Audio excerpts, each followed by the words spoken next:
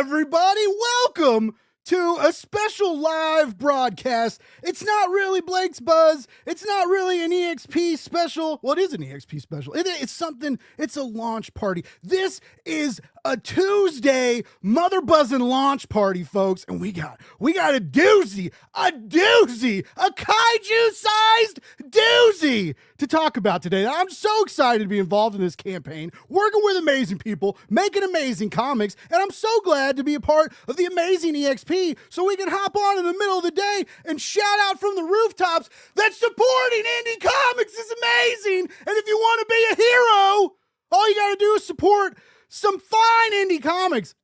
And if you know me, you know I know what's hot. I know what's buzzing. I know what's nifty on Kickstarter. And like I said, we got a great project to talk about today. So without further ado, we're going to get right to it. We're going to bring these people out. We're going to have fun talking comics. This guest, this creator, this phenomenal illustrator has drawn all the biggest, all the best, all the craziest monsters that we grew up with. And now, folks, he's coming on down to Kickstarter, stomping like he's a big hotshot kaiju himself, and he's getting ready to make his own monsters and blow all our minds. Let's bring him out. It's Matt Frank. Oh, my goodness. Whoa. Well, Lord have mercy. Wow. Quite an intro. Okay, Quite an chill intro, out sir. back there. Sorry, Matt. They get a little worked up. It's crazy here. I don't know if anybody knew this. We do record in front of a live pre-recorded studio audience. I don't know what that Amazing. How's your day going, buddy? It's launch day. Oh, launch day. Got stuff in and you got everything ready. Got up at the crack of 11 a.m. and I got myself a celebratory Happy Meal. Because I heard there was some kaiju rustling about, so I needed to make good on that. And then I was like, crap, I can't go to 3 more McDonald's. I got to get home. I got to get ready. You got a couple weeks. I think they're around for like 3 weeks or something until they sell out. Very serendipitous, very funny. We did not know that the McDonald's Kaiju campaign was launching on the same day as Matt Frank's State of the Monsters. I feel like that was a good vibe, right? There's a good omen, something nice. Yeah, it's an interesting bit of synergy. The what's interesting also is apparently today is canonically the day that Texas Chainsaw Massacre takes place. I didn't know that until recently. Wow, I did not either. I've been seeing they're remastering it, or it's coming back into theaters or something. They're doing something with it with the original cut. I wouldn't super know. I'm honestly not a really big horror guy, but we'll forgive you. It's okay. Big monsters are cool enough for everybody, and True. there's enough of tons of them literally to go around. Before we get too far into it, though, we have one more guest to bring out. She's kind of my boss. She's basically my boss. She's really amazing, really talented, runs an absolutely jaw-dropping, awesome studio. A lot of you may know, a lot of you may have some of their comics. Laguna Studios. Let's bring out the owner. It's Lori Foster! Hi! Look at all these amazing, talented people alive talking about, okay! Blake, you're gonna run out of your voice. It never happens. It never happens. I guess I gotta go, because usually we will be live tomorrow night, by the way. Blake's Buzz will be back tomorrow. Got some fun comics to talk about tomorrow night. But yeah, I guess I should. No, I never bring it in for comics. I gotta be loud and annoying. I have to screonk it into the ether. No, I'm excited about this book. I'm really excited. I was stoked to work on the campaign. One of the easiest campaigns to work on, because when you have Matt Frank's art to play with, the campaign page builds itself. It's pretty awesome. But before we get too far into it, Matt, I'm gonna give you the floor. This is a thing you've been working on for years. And by the way, the link is in the show notes. So if y'all want to check out the Kickstarter page, you just click the link in the show notes. It'll take you there, and we'll also bring up the page to talk about. But pitch us the State of the Monsters, Matt. Tell us what happened to Texas and why we need to be involved. Well, let's see where to start. I guess the best place to start is at the beginning, where let's see. So this is something I've been working on, as you said, as Blake said, for several years now. Lori can attest to this. She's been hearing me like, I've got this idea. Oh, this sounds like a cool idea. Gosh, I really think that sometime this year will be the year that I move forward on this. And so with regards to the story itself, so kaiju are nothing new. This is a universe where monsters have been around, but they haven't really been an American problem. You know, that's something that folks across the pond and over yonder deal with out in Asia or something. And at about about 15 years before the events of the comic is when kaiju start showing up in Texas, or as we call them in the book, DBAs, destructive biological anomalies. And so when it comes down to just the problem with having a natural disaster, especially, or a disaster of any kind in a state like Texas, is the power grid goes down almost immediately, because Texas is a little bit of true fun facts for you. Texas has its own separate power grid from the rest of the country, and boy howdy, we put that to the test in recent years. It comes down to it that Texas is kind of no longer viable as a state once your power grid is down and the military is fighting giant lizards, just everything kind of goes to pot. And so a couple of years pass, and a lot of people get out, a lot of people don't. The government kind of cordons off the state because it's not really a state anymore. And so it's a state of the monsters at this point. And so, the actual comic is planned to be different stories set in this universe. And the first story is the one that we're kickstarting today, which is Showdown in the Hill Country. Very exciting. I can definitely keep going, but we can take a little break and talk about other stuff. We got a lot of comments. K and K saying I got a lot of energy for this early in the day. It's 1 o'clock. I don't know what is it. I don't know what everybody else does in comics, but I get up early. Like I actually would love to sleep in. It's my little asshole dog, and I love him, but Bruce wakes me up. He has to check the yard and make sure we're all safe. And no one's safe when you're sleeping in. So it's 1 o'clock. It's I've had caffeine. I've had I got a diet doozer here. We're ready to party. We're ready to rock and roll, baby. Ready to sell some mother buzzing comics. By the way, we've already got 2 backers, $117 earned in seconds. Oh my God, that's pretty amazing. K and K did notice that the campaign is live. You can all go to the page and support indie comics. And when you see the art, it's so crazy. These kaiju that Matt is he's birthing them from his mind and spewing them onto the page. Oh God. Gorgeously. I was going to say, that sounds like weirdly graphic. I don't know. They're splattering onto the page. They're There's lots of texture. God. Oh, thank you. All of these critters have been, just been kicking around in my noodle for so long, and because really the concepts really started back like pre-pandemic, like back in like 2019. I actually remember sitting in a bar with some friends, and we were just drawing and trying to kick around ideas, and this idea kind of came to me about what eventually would become the big fella, our more or less our flagship monster.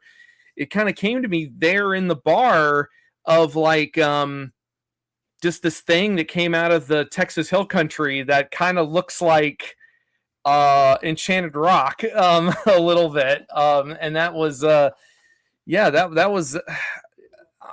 Oh my God, we're up to almost 500. Over 500 now. Okay. Don't look at the numbers; they'll distract you. Okay. I'm closing it. Side note: I am hoping that we do have to make a graphic today. That's like funded in 30 minutes or funded in an hour or something. That would be tremendous. I don't know if I would cry. If you want Matt to cry on camera and get us funded in the next 48 minutes. If you want Matt to take his shirt off, get us funded in half an hour. All right. That's Okay, a stretch goal we didn't plan on, folks. That happened live and organically. And I'm all for that. I think we need to make this happen. There's only 20 days left. We might as well make it happen today in 30 minutes or less. Yeah. Let's see. Matt yeah. bought a hat for this, folks. He bought a hat for the launch of this campaign. He dressed to impress. Even though his art impresses all by itself, look at him. Look, he's a good-looking man. He's a good-looking, talented man with a great comic that people are backing as I'm saying this. Is amazing. You're making me blush. I'm just like, I was on a hunt for this hat. Like I was looking for one, and nothing was really clicking. Like I'd stop at the Buc-ee's if I needed to go somewhere far away, and I'd just be like, they've got to have something. It's like, none of these are really speaking to me. And then I went to like a couple of Goodwills, and I'm just like, well, I like the pink sequins hat, but I don't know if that's the vibe I'm going for. maybe for another show. I worked for Godzilla recently. Godzilla recently got some pink highlights in their latest movie, and I was into it. Yeah. No, I'm definitely not disparaging maybe it. For book 2, maybe for volume 2. Volume 2 will be the pink. If we get funded in the next 10 minutes, I'll go to the Goodwill and go buy one of those tiny sequins hats that definitely will not fit my giant head. But yeah, no, I really appreciate, being able to do this and being able to make this happen, finally pulling the trigger on this thing after it's a can that's been kicked down the road a couple of times for various reasons. A lot of it is, contract related or work related. I'd get offered a job or something and I'm like, shit, I can't turn this down. So I feel like it's also because you really wanted to launch it very quickly, and I was like, well, let's wait though until you know that you have time to do the whole book. Yeah, I mean, that's the thing though. It's like you're not wrong. But it's like with people like me, I can't speak to anybody else, but people like me, I've got to get a nice, jab in the ribs sometimes. It's like, okay, you got to commit to it. Or if you just sit there and just wait for other stuff to happen, something else is going to happen, and then you're just not going to do it. Yeah, that's true. So, and now you're up until 3 a.m. making maps. Yeah. God, the map. Oh my Lord. The map. Let's go ahead. Let's go ahead and bring up. I want to show people this map. This map is so. We'll go. Guys. Even if you don't like comics, this map is so fucking cool. Look at this. Does it not? It's okay. Anybody who was a 90s kid, right, who still remembers like walking into Jurassic Park, the movie, when it first aired, and being like really scared at that first scene, and then really awestruck as the movie went on, and then scared again and awestruck. Anyways, I had an old poster, like an old theme park poster, a novelty map of the park, and it had like the dinosaurs on it, and it was a poster in my room, and I tried to find it, Matt. I was looking on eBay for like old Jurassic, because that's what this reminded me of, and I couldn't even find it. But yeah, like if you're an old monster nerd like us, because we're old now, it's fine. I think we're all over for. Was it kind of like this? Yeah. It was like that. I've had this since Jurassic Park came out. This is my binder I keep all my trading cards in. Wow. So yeah, awesome. It's all like, so it has a bunch of Jurassic Park iconography on it. Oh, that's rad. Oh, I also remember the trading cards. I remember the trading cards because they had the a lot of the concept art on it. Yep. And like the Crash McCreary. They had the sleeping T-Rex card, and it was like, it blew my mind because I was like, monsters don't sleep. What? You know?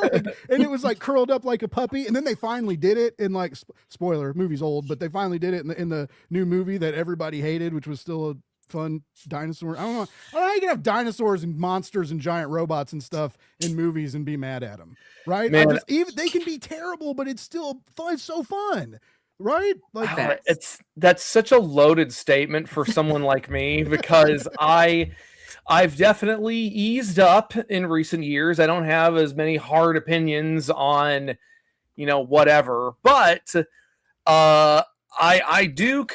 I'm very excited for End of Oak Street because it's a dinosaur movie that's not a Jurassic movie. Yeah, and so I was hoping to go see that. So maybe this weekend we'll see how everything shakes out. But with the map, it was just this idea that came to me, like, I guess it must have been a year or two ago, and so what it's based on is it's inspired by this big novelty map that my grandmother had on my dad's side in her kitchen.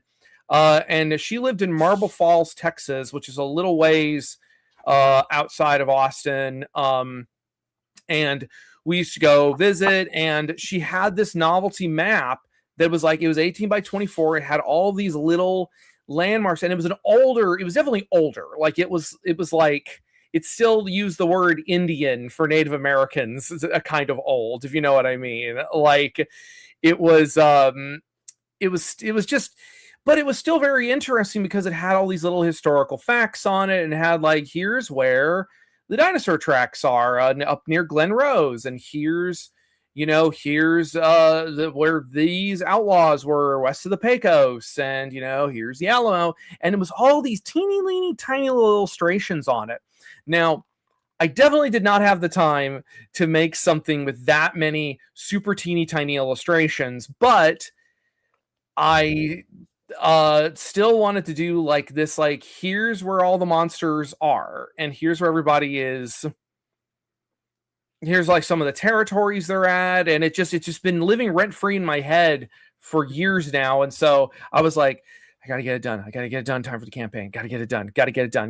And Lyle, our colorist on the book, helped me out by getting some flats done at the last minute for me. So it's done, and I'm not touching it anymore. You guys did a whole lot of work last night on that. It was because we have a work chat for the campaign. We send graphics and notes and stuff back and forth, and so we've been getting little updates as Matt's been working on it. And yeah, like yesterday, he literally, like, he hit it yesterday, and then he I felt real important because he like sent me a message. He was like, "I'm taking a break for food," and I was like, "Dude, I'm not like, you can eat."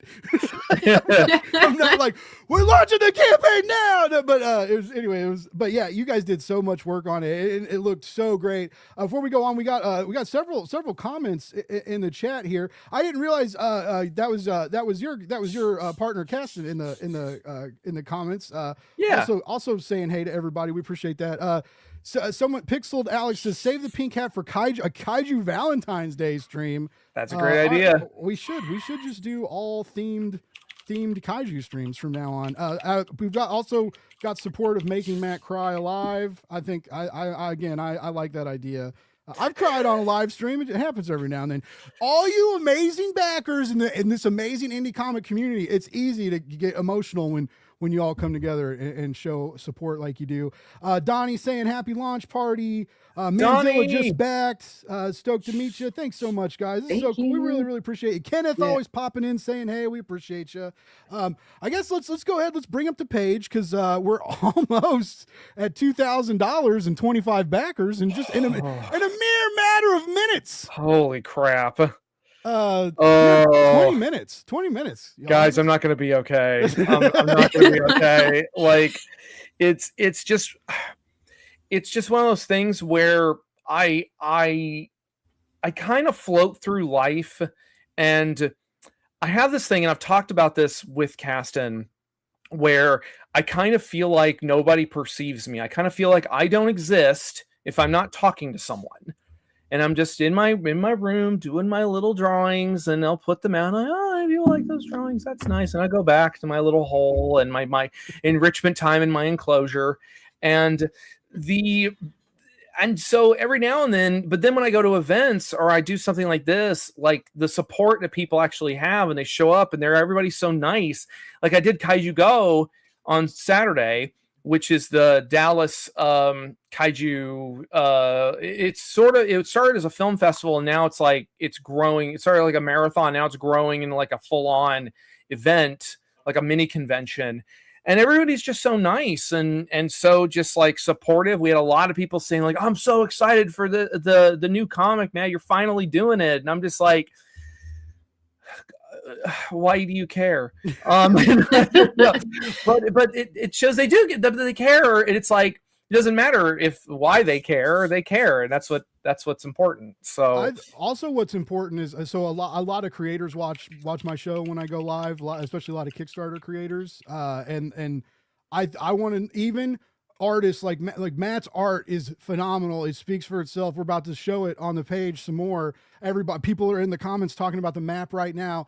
Even people at like Matt's level, like imposter syndrome is a terrible thing, and it gets us all at the most inopportune times. And so I think it's very important to remember that whether you're just starting out, whether you bought your first tablet and stylus and you just started doodling on Procreate, or you've done several Kickstarter campaigns that didn't do as well as you wanted, or you're a seasoned veteran in the direct market, like it's okay to get these feelings, and it's also okay to talk about them, and it doesn't make you any less of a creator, any less of a cool person, or any of that. So Matt, I thank you for getting vulnerable. I always like it when creators get real and vulnerable. Like authenticity is hot right now. Like everybody's like, well, my videos like everybody needs an AI thumbnail or AI this or AI. Like, no, you need real authentic humans, and that content just kind of happens anyway. I do. I know I've mentioned your art numerous times now. So let's bring up this page and go through it. By the way, almost to 30 backers, almost to 2,300. We're printing money. God. We're printing money, folks. Going to the bank. By the way, there's a really great video that Matt had done with a really great little interview about how passionate he is about comics and kaiju and this specific project in general. I really encourage everybody to watch the video. All right, let's go through. Let's go through and look at what years of Matt's life look like in like 30 seconds. This is going to be great. Yeah, nobody ever sees the work. They just see the end result, and they're just like, I could do that. Right.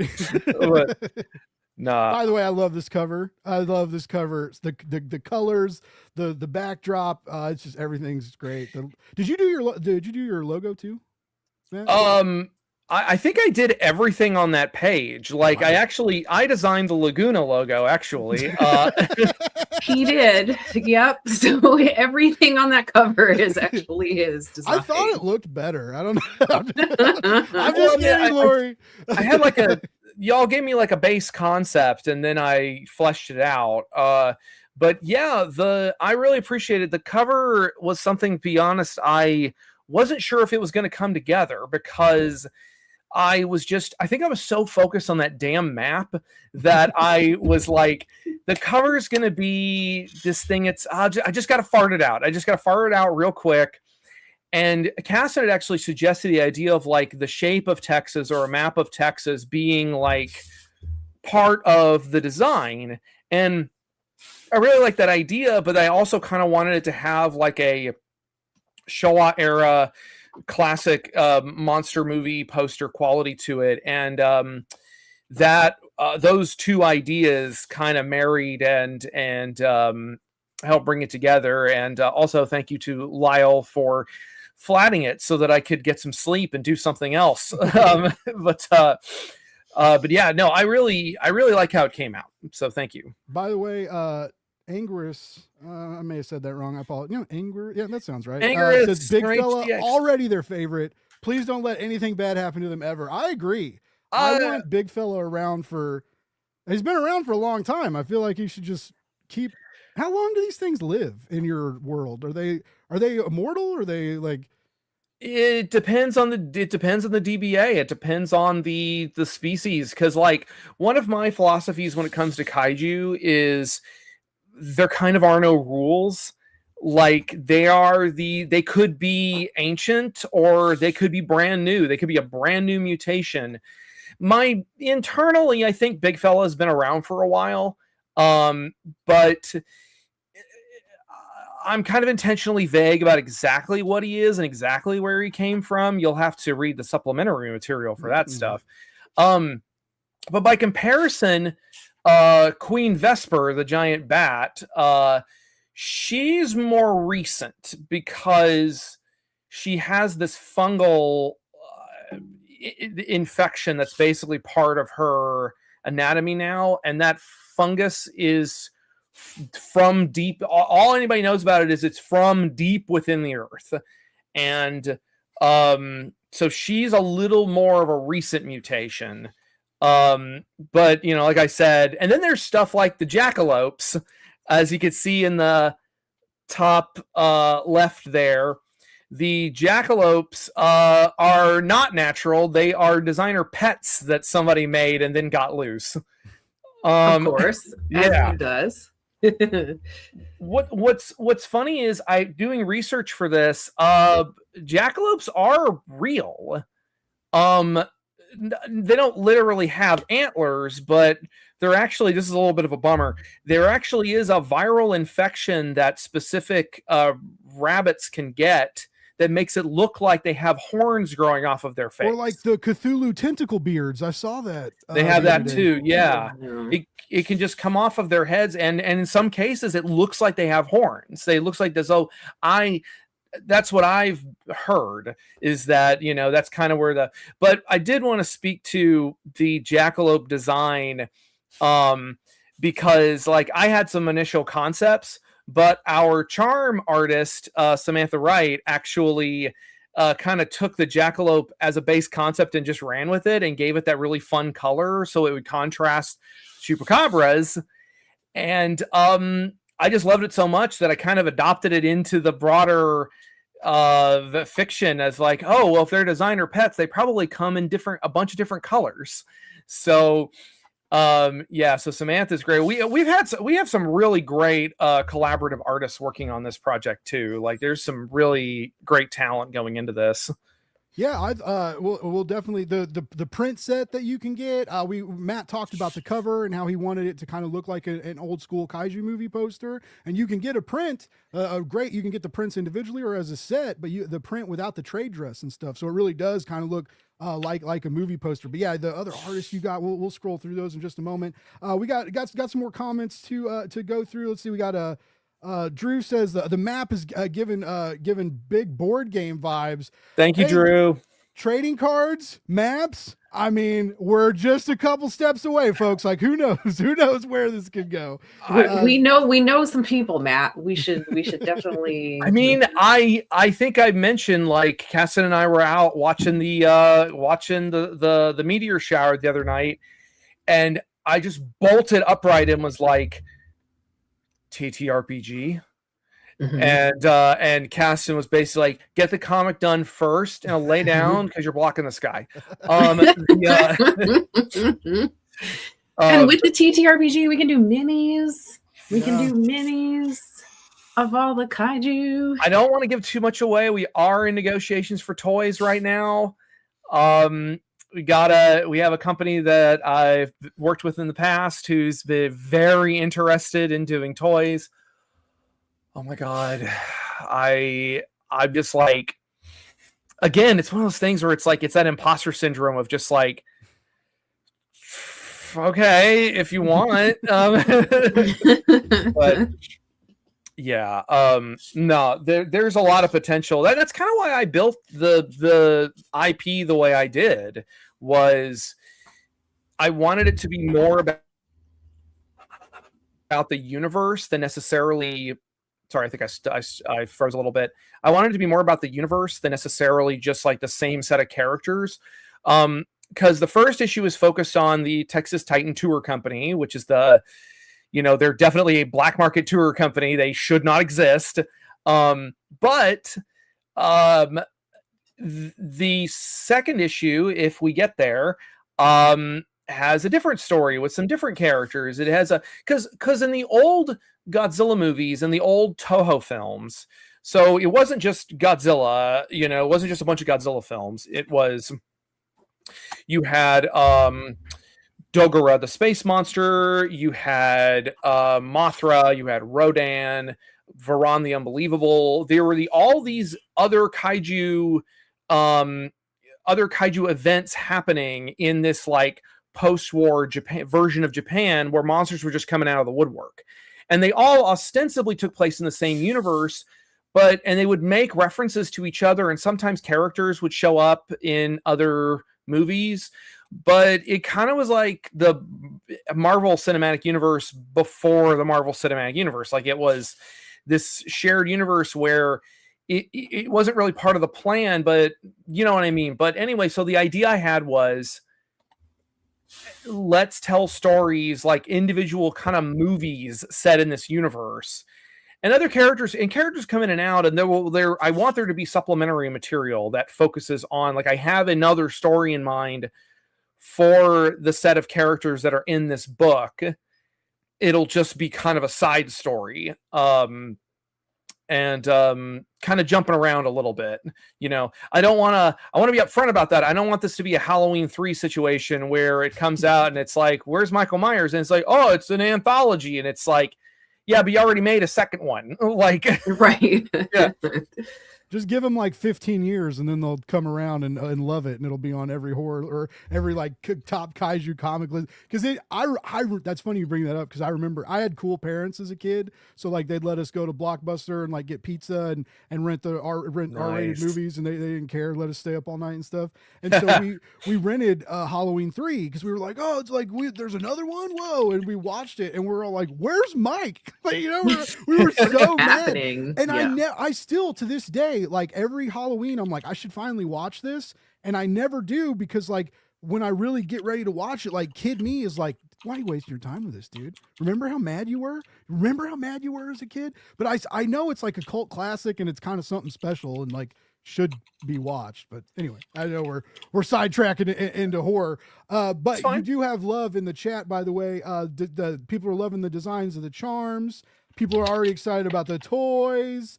Caston had a good point too, that the kaiju aren't the bad guys in this story. I think that's a really cool that's a cool little log line, Caston. I like that. I like that a lot, because I guess not, because I mean Godzilla has saved the planet numerous times, but they are vilified, right? It's hard not. They're knocking over buildings, they're angry, they're loud. You know, you can't watch your Sunday shows when the kaijus are stomping around. They're a big inconvenience, but you know, they do often, like, one disaster stops another kind of thing. I like that they're the protagonists. The kaiju are, they simply yes, Lori. We just got past halfway to go. We're over. Oh my God. Okay, it's fine. Sorry. It's fine. So Godzilla. Thank you guys. Yeah, thank you so much. Oh my God. 44 backers, $4,073. We have been live for 34 minutes, folks. 34 minutes. All of you out there are indie comic supporting heroes. I want to tell you that. You all are amazing. Matt's gonna cry on the stream, guys. I'm okay. Okay. What was I saying? Oh yeah. So I'm just like, I just have to be like, okay. So, well, the idea is that the kaiju are, they simply are, kaiju, kind of exist outside. One of the things that I like about how the Japanese interpret kaiju is that they kind of exist outside of our parameters of understanding. Like, the word kaiju breaks down into two separate kanji, which one is the word for mysterious or strange, and the other one is beast or creature. And so it's this idea is that it is something outside of the norm, something that is kind of incomprehensible in some ways, but in other ways, they are living creatures, and so they have their own wants and needs. Big Fella is not very aggressive. He's actually one of the more chill. Like, if you're in Texas, like, kind of paradoxically, one of the safest places to be is kind of around Big Fella, because he's so big, nothing will really mess with him, except for Queen Vesper, who hates his guts. The real thing to keep an eye out for with Big Fella are the chupacabras, because chupacabras, what do chupacabras like to eat or drink? They like blood. What is a huge source of blood that's just thundering around the hill country? Like a mosquito, kind of. Whoa. Yeah. And so, yeah, you'll see in the comic, you'll see how everything can go pear-shaped real fast. Just the like minutia that you have said, just like in talking to you live on the show, just like the little world building details that you already have figured out is super, super impressive, and has me even like more excited to like experience this book once all the art's finished, like and like one shots and spin-offs and new chapters and new focuses on new monsters. I mean, I think it's you're already doing kind of like bestiary pages. We've scrolled through a couple on the campaign page, like you know, the government files on these monsters.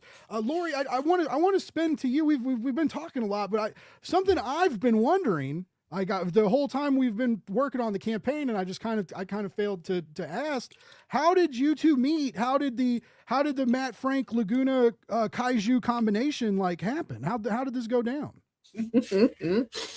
I'm trying to remember the first. What's the first thing we did together? Was it Medusa, or was it before that? No, it was Medusa. Because Paul Hanley, my co-creator on Medusa, introduced us, and was like, he was the one who came to me because he was looking for a publisher for Medusa, and I don't remember how he found y'all, but he was like, I really like them, I really like, you know, he spoke very highly of y'all, and I was like, oh, that's cool. And then and I don't think we really properly talked until a live stream or something, and then it was like, oh, like, yeah, I was like, oh, Lori seems really cool and really nice, and you know, gives a crap about comics. And you were like, you were probably like, man, this loud guy. I know. No, it was very nice. It's been a really good relationship, a really good because we had a lot of fun working on Medusa, and now we're friends too. Like, it's not just, and then I don't know, and then at a certain point he was like, I think I want to do this, and I was like, we can do it, but you need to be ready to get it done and not have 16 other deadlines to hit at the same time. You need to do it. I mean, and that's always the rub, isn't it? It's the doing of it. It's the committing, and that's something that I definitely try to tell to younger artists and writers and stuff, is like, you know, I don't remember where the quote comes from. I heard it in an H Bomber Guy video, but it was like, the whole writing a story is jumping off a cliff and building your wings on the way down. Like, you got to commit at a certain point, or else the thing won't happen. Yeah. So yeah, that's how I got into comics, was falling off a cliff and figuring out how to build wings on the way down. There you go. Blake, you've done an incredible job with that. I have thrown Blake into like a pit of flames, and he's figured all of his shit out. A year ago, I didn't know I could build Kickstarter pages. I was like, and then I programming them is one thing, right? But then I still remember my old boss was like, we were in a meeting, and it was for the book of Jusko, with the Joe Jusko's recent art book, and I was like, yeah, so like, who's doing the graphics? And my old boss goes, oh, he'll take care of that, right? And I was like, what? And then, sure. Not only is like let's make, because I've done like social media graphics for clients and stuff, but I mean this is essentially like web store graphics and product imagery, and they have to pop and sell the shit, right? And so on top of that, I have to do that on top of like doing it for Joe Jusko is like the client, and so like I need to make stuff that like Joe Jusko thinks is cool, and like you want to talk about imposter syndrome, staring at a computer. Like just be like, what am I gonna do with this guy's art and not ruin it? You know, like, but I've gotten a lot better since then, Matt. So like you were in good hands this time. Just that, what am I gonna do? I'm gonna screw up his art and he's gonna be mad. Something about that is just like, that's the voice in my head, and I definitely have had that voice. I've just been like, I'm such a douche. But now I'm just quoting Game Grumps, I think. But yeah, like I actually really liked all the graphics you were putting together. Like, I mean, it's one of those things. It's one of those things where Lori brought you in. Like I didn't know you from Adam until Lori brought you in, and then my first thought was like, oh, if Lori trusts him, then sure. Like I'm sure he's good at what he does. So I'm gonna quote you on that and put you on my website. I don't have a website, but I'm gonna build one, and I'm gonna put that quote. If Lori trusts him, he's got to be good. Yeah, I mean it's true. It's just one of those things where I think that a lot of us are really concerned with wanting to be humble and stay humble because we've seen what kind of monsters can be created out of like never checking yourself and never, having a good head on your shoulders.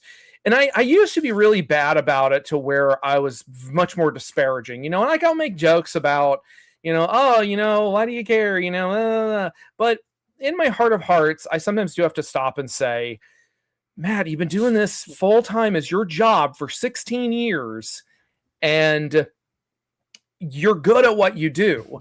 That counts for something, right? It counts for something.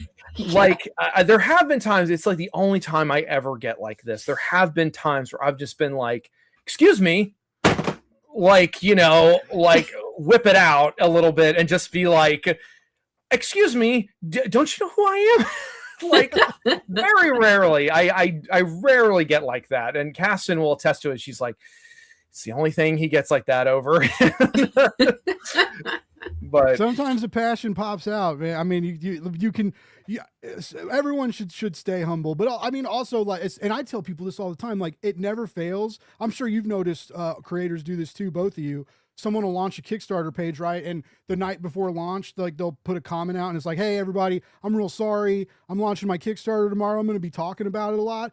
I get mad at them for that. I'm like, don't you dare apologize for being proud of something you love and talking about it. No one apologizes for like filling my feet up with your gross little kids running around. I'm just kidding. Kids are fine, but it's the same thing. No one's like, sorry, I just had a baby. I'm going to post a lot of pictures of them. Sorry, I just got a puppy. I'm going to post a lot of pictures of it. Like it's the same thing. It's this thing that you love. Be proud of it. Yeah. Don't ever apologize. By the way, what's up, J. Michael Miller? Another great indie comic pro. Says congrats on project we love and over halfway funded. It's been a fun 45 minutes. It's been exciting. Because speaking of, I do want to bring up I want to go over the rewards so that we can talk about some of the awesome stuff that y'all can get. We've already had a lot of chatter about the charms, right? So you can get, there's the Chupacabra and the Jackalope charm.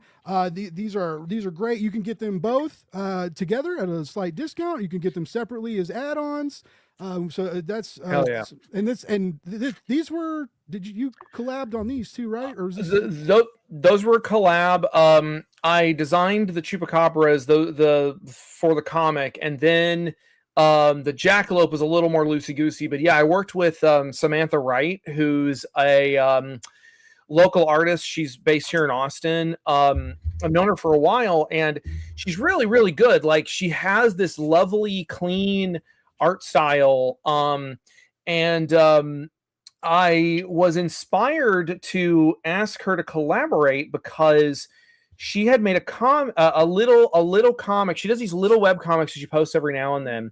And it was like it highlighted the armadillo as the sacred Texas animal, and it just has like these little like this. It was just really cute, and I'm like, that's really cute. And I actually asked her. She and I collaborated on a Mothra cover because I did Mothra Queen of the Monsters for IDW, and she and I collaborated on the San Antonio exclusive cover for issue 3, I want to say.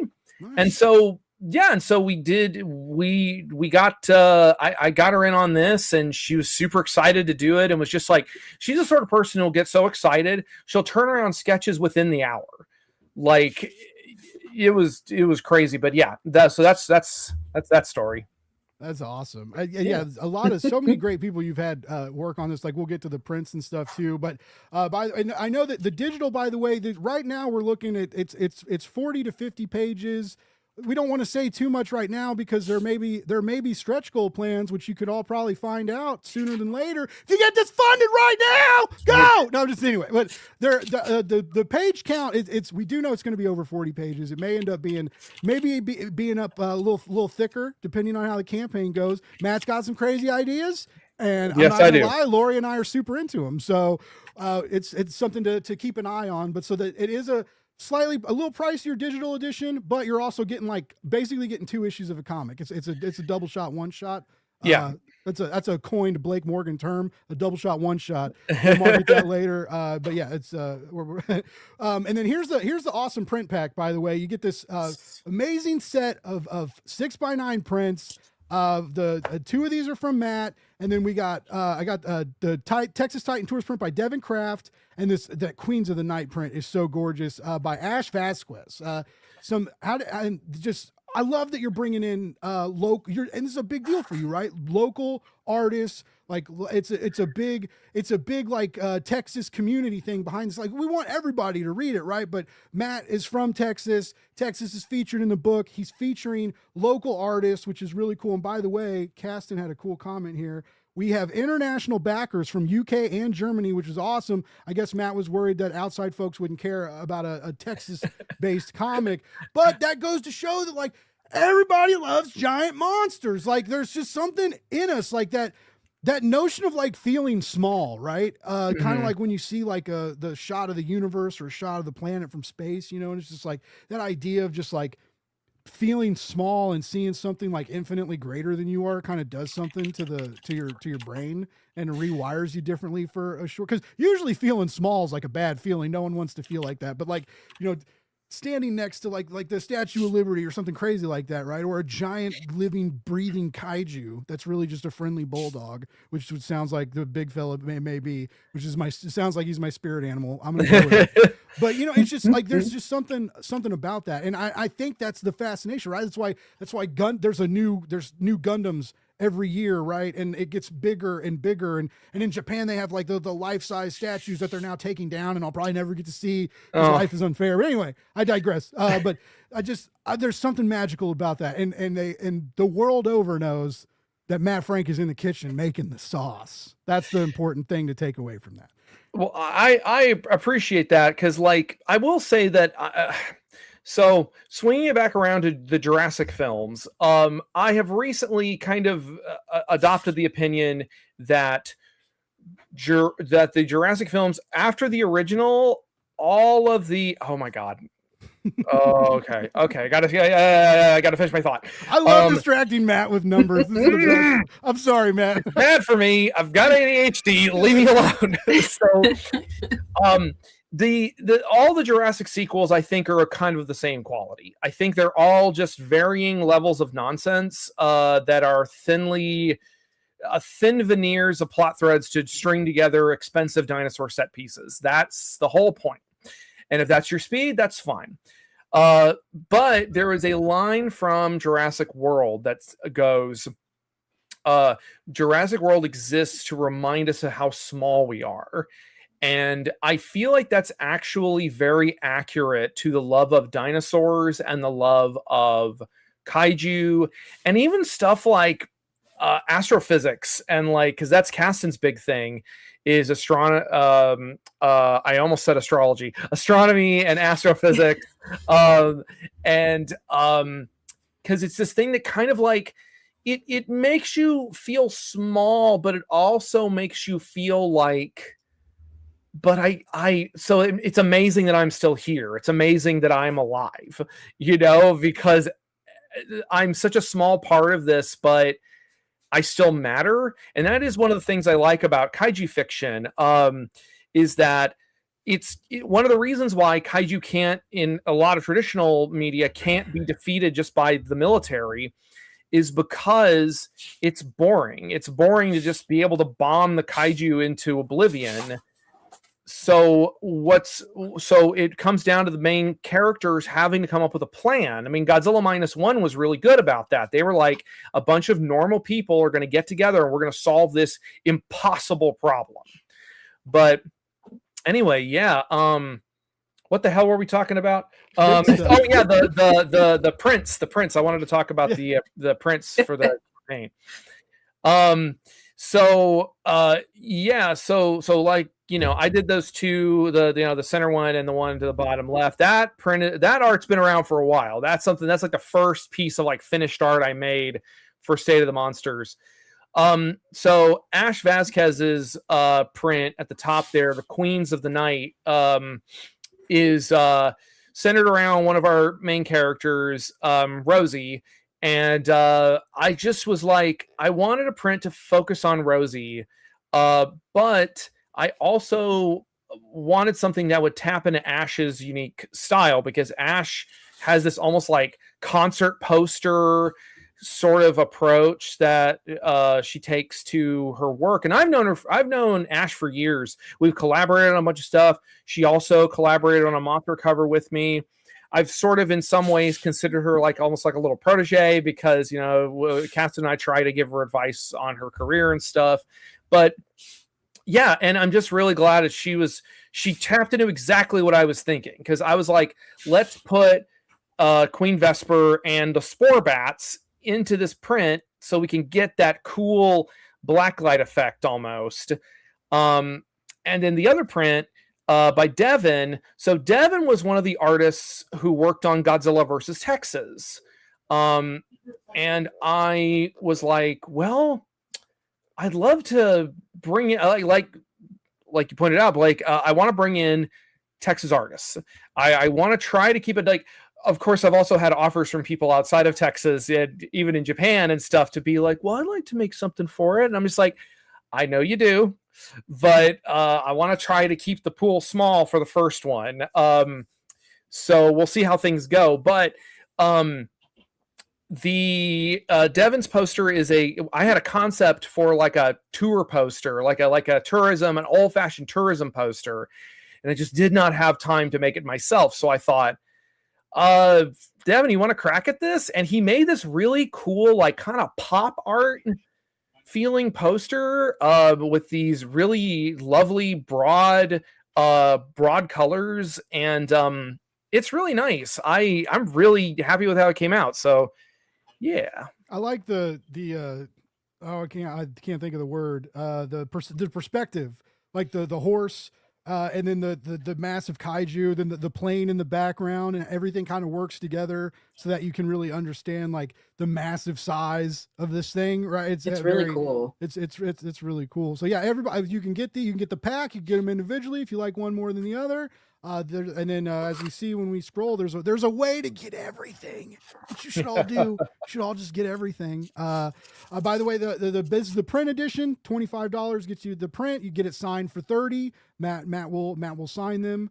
That's easy to tag on. And all the physical editions do come with the digital edition. So anything that comes with the physical edition, we're going to throw in the digital too. So if Matt does sign it or sketch it, you can bag it, you can board it, you can secure it, you can CGC it, you can send it to your grandma, whatever you want to do with your fancy comics. You can do it safely and get your fingerprints all over your tablet instead. It is also perfect bound.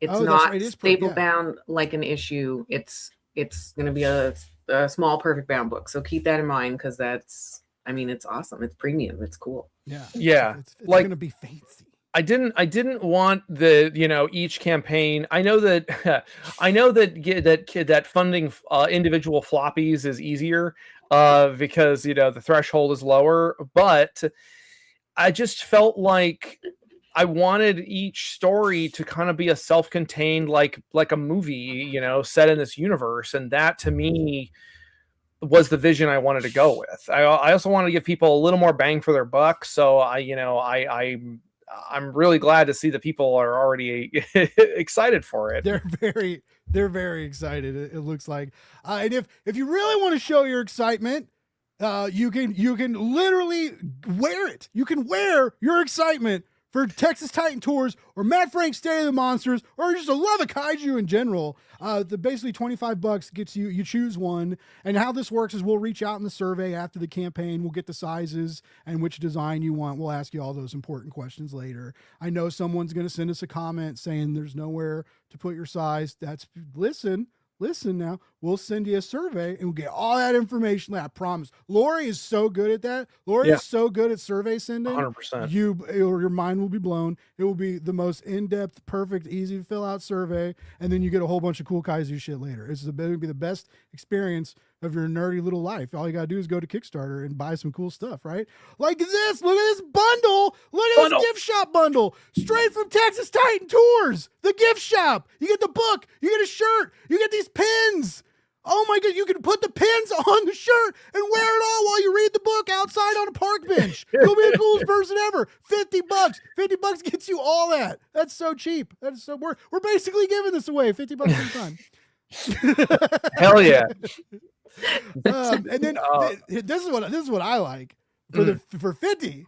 Matt will sketch this, and you will get a random character from the book. It's going to be a surprise. No one's going to know what they get until you get it, and that's the neat part. And it's going to be you get a 1-in-1 sketched copy of an already exclusive Kickstarter limited edition one shot. Like how much more exclusive and collective can you get? Like this is it. This is it. Oh wait, it's not it. We got more. We got more, Matt. Oh God, even more. Do you have a comic book shop? Everybody on the EXP right now. I know there's a lot of retailers watching. We would love to get State of the Monsters in your shop. 5 copies, $75. We may have a little deal coming later. We won't spill the beans now, but we were tinkering with a retailer exclusive stretch goal. I don't know. We're doing crazy things. Matt is doing crazy big kaiju things over here, and we would love comic book shops to be involved and get your readers involved too. I've had a couple of shops already reach out about that, so nice. I'm hoping that'll happen. I'll be sending the link out. Hell yeah, that's what we want to hear, baby. And then here's the big Titan Tours box, right? So you get both charms, you get the big bad amazing map, you get all 4 prints, you get your choice of shirt, both charms, all the pins, and that special. You can only get it. You can only get it in the box, folks. The hollow foil big fella trading card. Will there be more trading cards? I don't know, but you better get this just in case. So you got to get the whole set. You got to get all of them. And it all comes in a special collectible box that Matt drew and designed. All of that, $169 plus shipping. By the way, the map comes in a tube. It's going to be rolled up real nice, shipped super safe. You can also get the tube as an add-on, or you can get the map as an add-on. But we do want everybody to know that it has a shipping fee attached to it, especially for our international backers. We do love you. We appreciate y'all. But that price comes with a secured tube, and that poster is going to come perfect to do whatever you want with it. I hope you put it on your refrigerator. I hope you have a really big refrigerator and you put it on there. Yeah, I was gonna say a refrigerator big enough for an 18 by 24 poster. The my sister is a school teacher in San Antonio, and she teaches Texas history, and so she wants one of those posters. I gotta pay for it. No family discounts. You get out there and support your family. Support any comics. Support your family. Oh my Lord. I'm not even gonna. I just saw a post on Threads that made me sad a while ago, and someone was like, they set up an indie comic release and like did it at a comic book shop, and their family and friends came, and no one bought the dude's comic. Like, I'm like, how's your family going to come to show support and not buy the comic? But no, if, for the kids, I'm sure we can hand out a premium poster for the kids, for the Texas children. The Texas children. The poor Texas children. You too can support. For $30 plus shipping, you can support a classroom full of poor Texas children dying to learn about the kaiju in the area. You can fix his cleft lip and send him to Oxford. And like, sorry, that's an old, like, I think it's a Dane Cook joke. We need that Sarah McLachlan check playing right now. Yes, can't do that because of copyright stuff. But yeah, just imagine it over. But by the way, if you thought this was the big one, there's one more killer option. One more killer option. You all ready for this? Oh wait, that's just can we just take a look at this map again? What a beautiful piece of art. The map is so cool. Well, my goodness. I'm really happy with how it came out. It was really fun to work on. And like, I was like Googling, doing research on like specific Texas cryptids as well, because you can see in the bottom left there is a ranking system for monsters in this universe for DBAs, and cryptids tend to fall on the bottom rung, the Daemon class, because they're not super, they can be dangerous, but mostly if they're left alone, they'll leave you alone. But once Texas kind of got cordoned off and once the walls went up, a bunch of cryptids got caught in the state. So now there's a bunch of weird variants, and maybe don't approach them. I was really excited because when Matt showed us the chart, the size graphic of like the classifications, because I've seen some of the art, and I was like, Matt, have we seen a Leviathan yet? And he goes, no. And I mean, I got so stupid little kid excited. I was like, they're bigger. There's a bigger one. Oh! Like, I was like, I got really stoked. I mean, they are functionally Leviathan class, or functionally giant living ecosystems. Like, they are so big to barely count as like an animal. Like, wow. They're fun. They're going to be really fun. I just got a text from a buddy of mine who said, Matt, you're putting me in your comic, and he just because he just got the cameo tier. Very cool. What a great segue, because that's what we were getting to, was this for $250, money you can find in your freaking couch cushions. Okay, flip the cushions, grab the money, get to. There's only 10. Well, now there's only 9. There's only 9 left. But you can be drawn into the pages of Matt Frank's State of the Monsters Volume 1. You can be barely escaping the clutches of a kaiju or a dangerous circumstances. You could go on a Texas Titan tour forever, immortalized in the pages of Matt's for only $250. That's nothing. What are you doing? You can't buy a video game console anymore. Those are $1,000. We only have 3 cameos left. Whoa! 7 of them are. Holy crap! Oh, they're going. Moly. Better snag them, folks. So you better back it now, or beg Matt to ask to add more cameo slots. Let's see where we at. Oh my Lanta! 62 backers, $5,754. Oh my God! We have been live for an hour, folks. 1 hour. Oh, look, it's going up while we're looking at it. This is amazing. This is amazing. All of you are amazing for supporting indie comics. Matt Frank, you're amazing for making amazing indie comics. Lori Foster, you're amazing for making and distributing and doing all the other shit that you do. My goodness. I don't real quick. Can you remind everybody that not only do you fulfill 50 campaigns a year or more or so, or not, maybe not a year, but you fulfill a lot of campaigns a year. You run your own campaigns. You publish your own comics. Now that's not enough. Now you have your own comic art school, really art in general school with a focus on comics. But I feel like with all these wonderful people coming in and supporting indie comics and supporting this campaign, I feel like now is a real good time to talk about that art school. Tell people about it. Yeah. And maybe we get Matt down there to do he's a busy guy. I'm just guilt tripping him live because we can do that. It's fine. Story of my life. Yeah, we actually have, so the front of house is a school of comics, and it's also an indie comic shop. So we only sell indie comics, indie merch, indie art. And we're definitely going to have Matt in here to do a signing for State of the Monsters. I'm just saying that now. I am committing him to it, so he has to. It was part of the plan. It was part of the plan. But yeah, we're offering classes, we're offering workshops. It's an art space, it's an event space. Yeah, I'm doing too much. But it's all fun, amazing stuff. You said the word space a couple times, and I recently learned about like the third space. Have you all heard of this term? And a lot of people view their comic book shop as a third space, right? Like a safe community place where like no one makes you feel weird for buying a $120 variant with Batman on it or something, right? No one's going to make you feel silly about that. They shouldn't. If shop clerks are doing that, call them out. Post in the comments. We'll call them out live.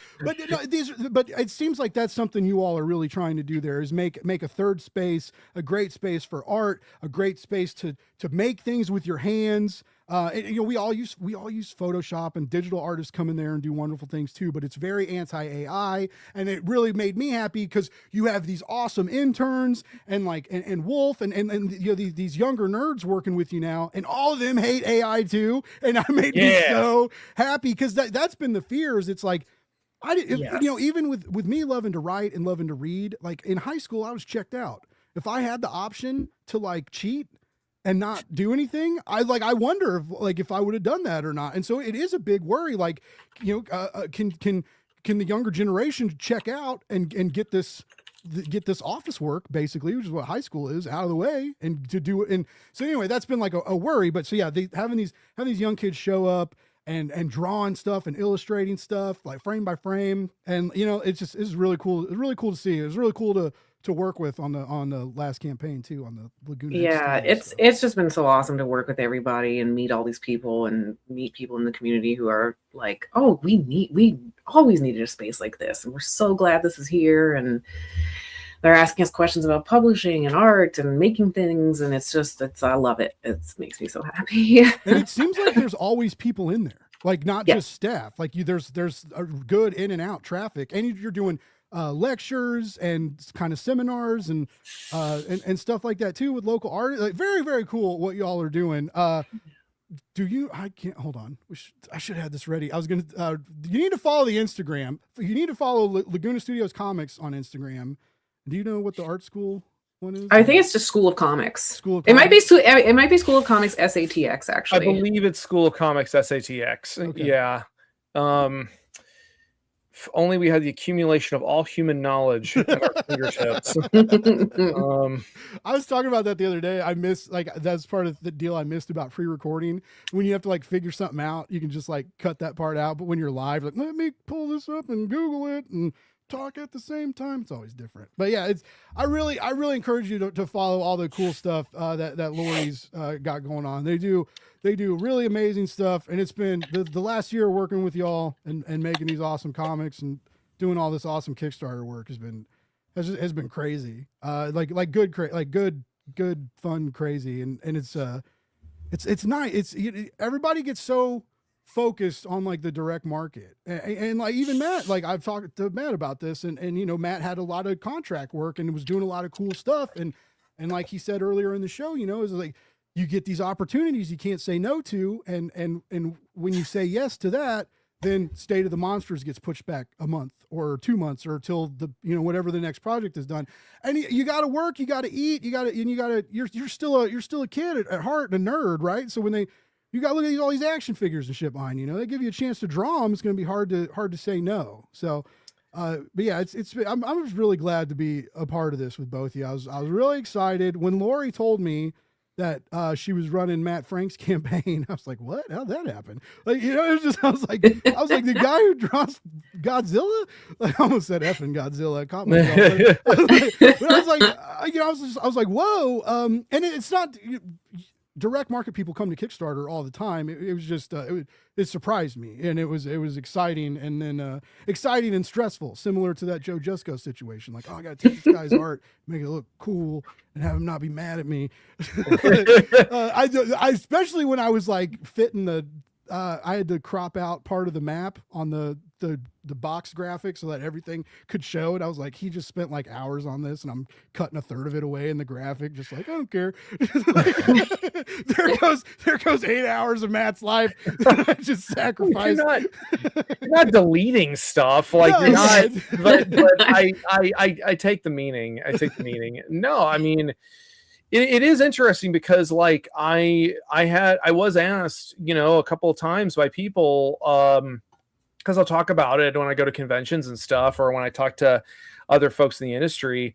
Oh, who are you doing State of the Monsters with? And a couple of them are kind of expecting me to say, oh, doing it with Image, or I'm doing it with Dark Horse or whatever. And I'm just like, I'm doing it with this place called Laguna. They're based in my hometown in San Antonio, and like, I've been wanting to work with them for a long time. And you know, Lori's out here giving opportunities to people, and just, you know, it just made sense. It just made sense to do it direct to market, directly to the audience.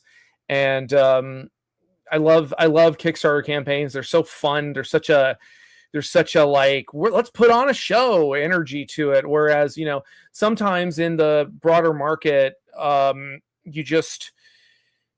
something just gets dumped out, you know. Like, I've known a couple of creators, like high profile creators, who they will put the work out there and it'll just die. Like, it'll just vanish.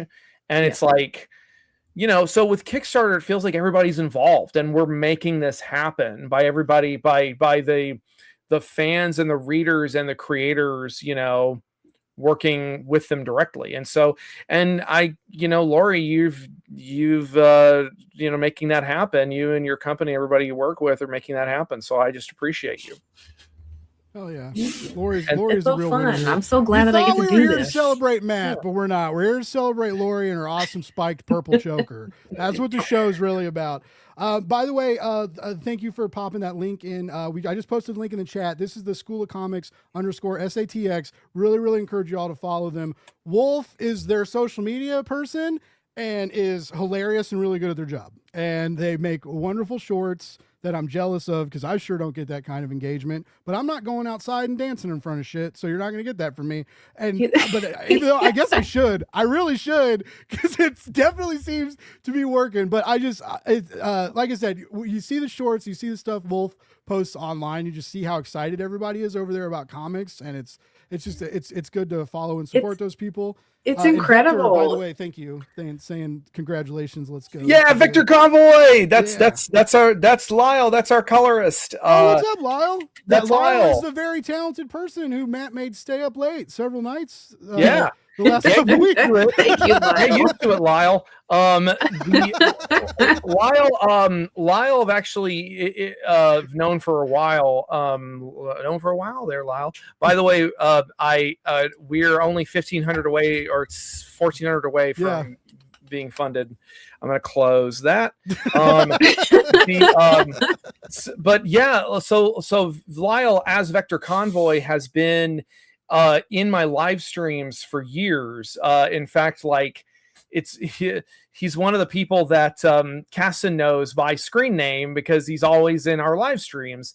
And recently he came to a signing I had for Free Comic Book Day at Austin Books, and was like, because he's been trying to get into the industry. He's been trying to get comics work and get pro work and stuff. And we've gone back and forth a little bit. And then, like, recently I just kind of had this epiphany of like, I should get Lyle to do it. I should get Lyle to color it. And like, and he and I can also go back and forth on stuff, and we can kind of adjust stuff as needed, because I'm very particular when I don't have time to do the colors myself. I did that with Mothra and it almost killed me. But with Lyle, we can do it. I don't know. I really appreciate it. I really appreciate, you being gung ho about this, and, looks like we're going to be making a comic. Yeah, can't back out now.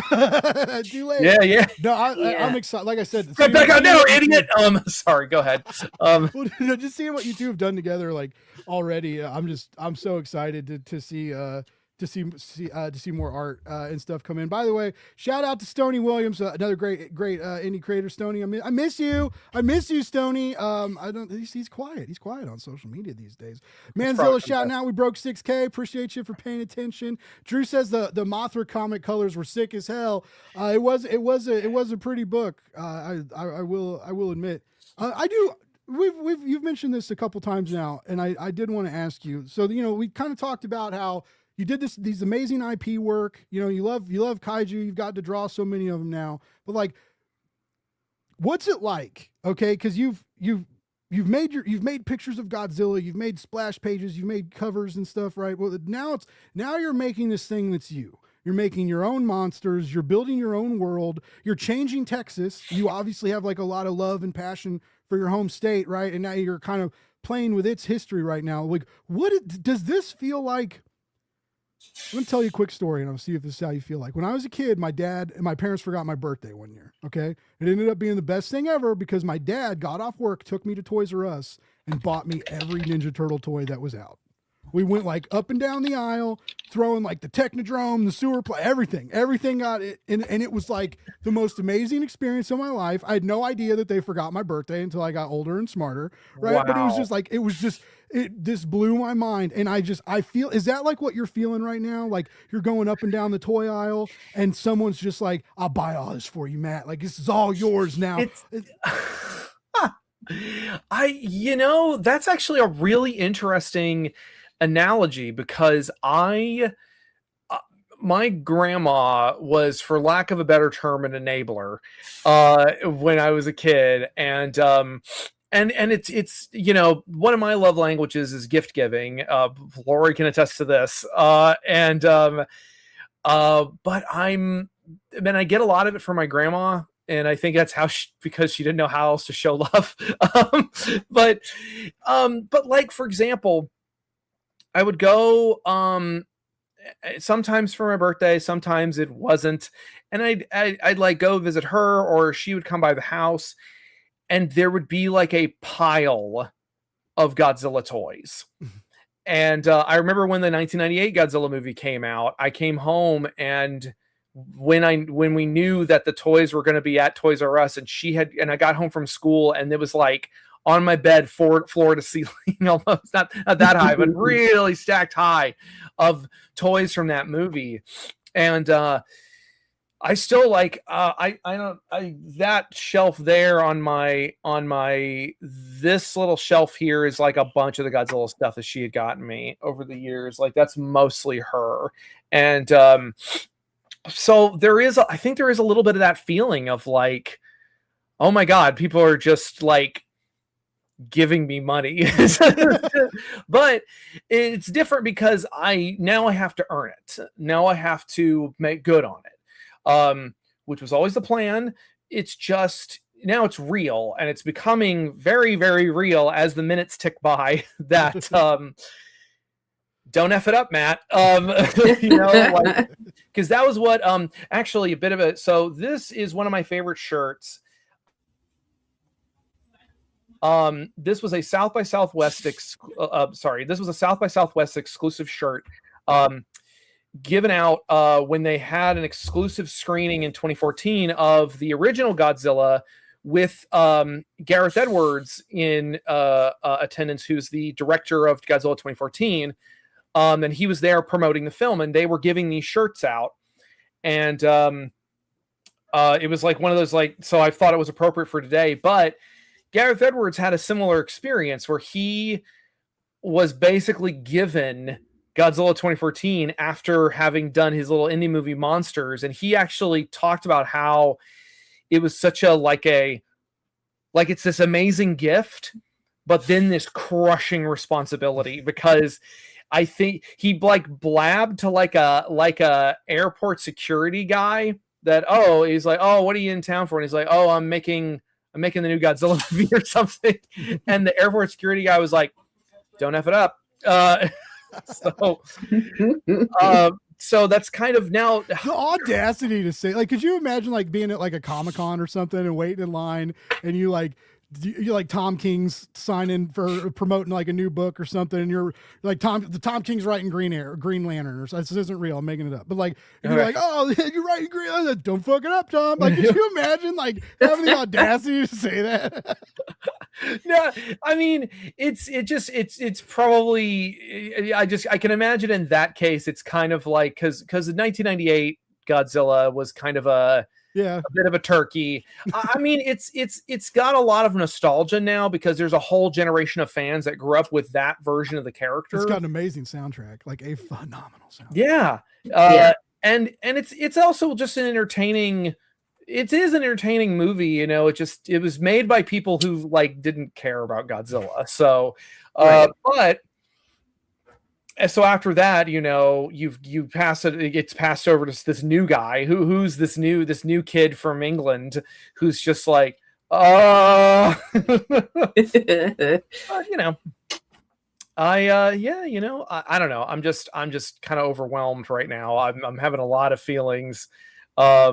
I don't know where we're at, and I don't want to know. Yes, I do. Speaking of feelings, I when you were talking about like your grandma and getting you the toys, and you mentioned that old Godzilla movie, the first drive-through movie I ever went to was my friend Todd's dad. As a kid, took us to see that Godzilla movie and the Matt LeBlanc's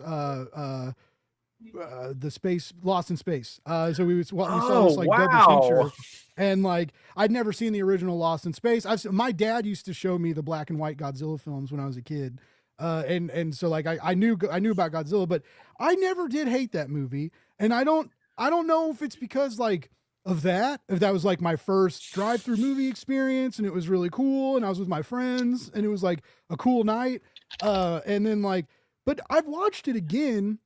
And I've also heard several people say, you know, if it's not a good Godzilla movie, it's not a bad kaiju film.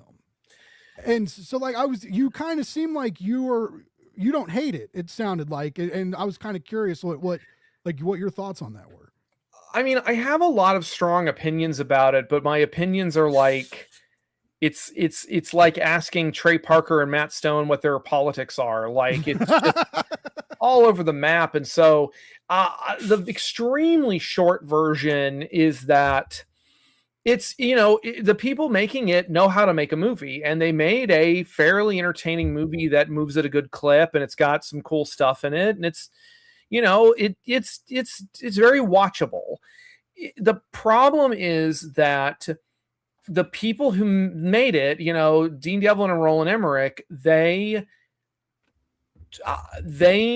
were of the opinion, and this was an opinion shared by a lot of people in Hollywood at the time, the Godzilla franchise, the Godzilla IP, has no inherent value. It is this crap made by hacks. Oh my God. Oh, it's high. It's higher than that now. It's higher, like but 60. Okay. I wasn't paying attention to Lori's comment. Yeah. Okay. It was made by people who, so they just kind of had this attitude of like, well, the Japanese films don't matter. There's nothing redeeming about them. There's no artistic. There's nothing artistic. There's no artistic merit to this. So anything we do is going to be superior. And them going in with that attitude is, I think, the biggest detriment, because it's like the movie is trying to snap its own back, trying not to be Godzilla. It's to the point where it's foregoing the monster doing anything cool. Like Godzilla in the movie does like one cool thing, which is it has that cat and mouse with the helicopters. The rest of the time it's just running from the military or it's chasing a taxi cab. And so it doesn't get to do anything. Like, it's funny because I have the novelization that they did put out, and the novelization is actually cooler because, number one, it's written as like a moratorium by the Matthew Broderick character. It's written like as a memoir. And number two, he describes Godzilla in the movie not just running all the time. He describes it as being like this giant ambush predator that is like waiting for the military to show up and then pouncing on them, or just like, it's a lot less of this panicked fleeing. And that I think is the biggest mark against it. But the animated series that came after it is freaking great. Like, the animated series is one of for Godzilla 1998. It's like one of my favorite pieces of Godzilla media. Like, it's so good. Drew is agreed with you. Godzilla 2014 died for 98 sins, and the animated series was dope. I need to check this out because this is several times where, like, when I've been talking with people, they're like, "Oh, you like Godzilla? You like Kaiju?" And it's like, "Yeah." And they're like, "Have you?" And somehow I missed that as a kid. I somehow missed the Godzilla cartoon as a child.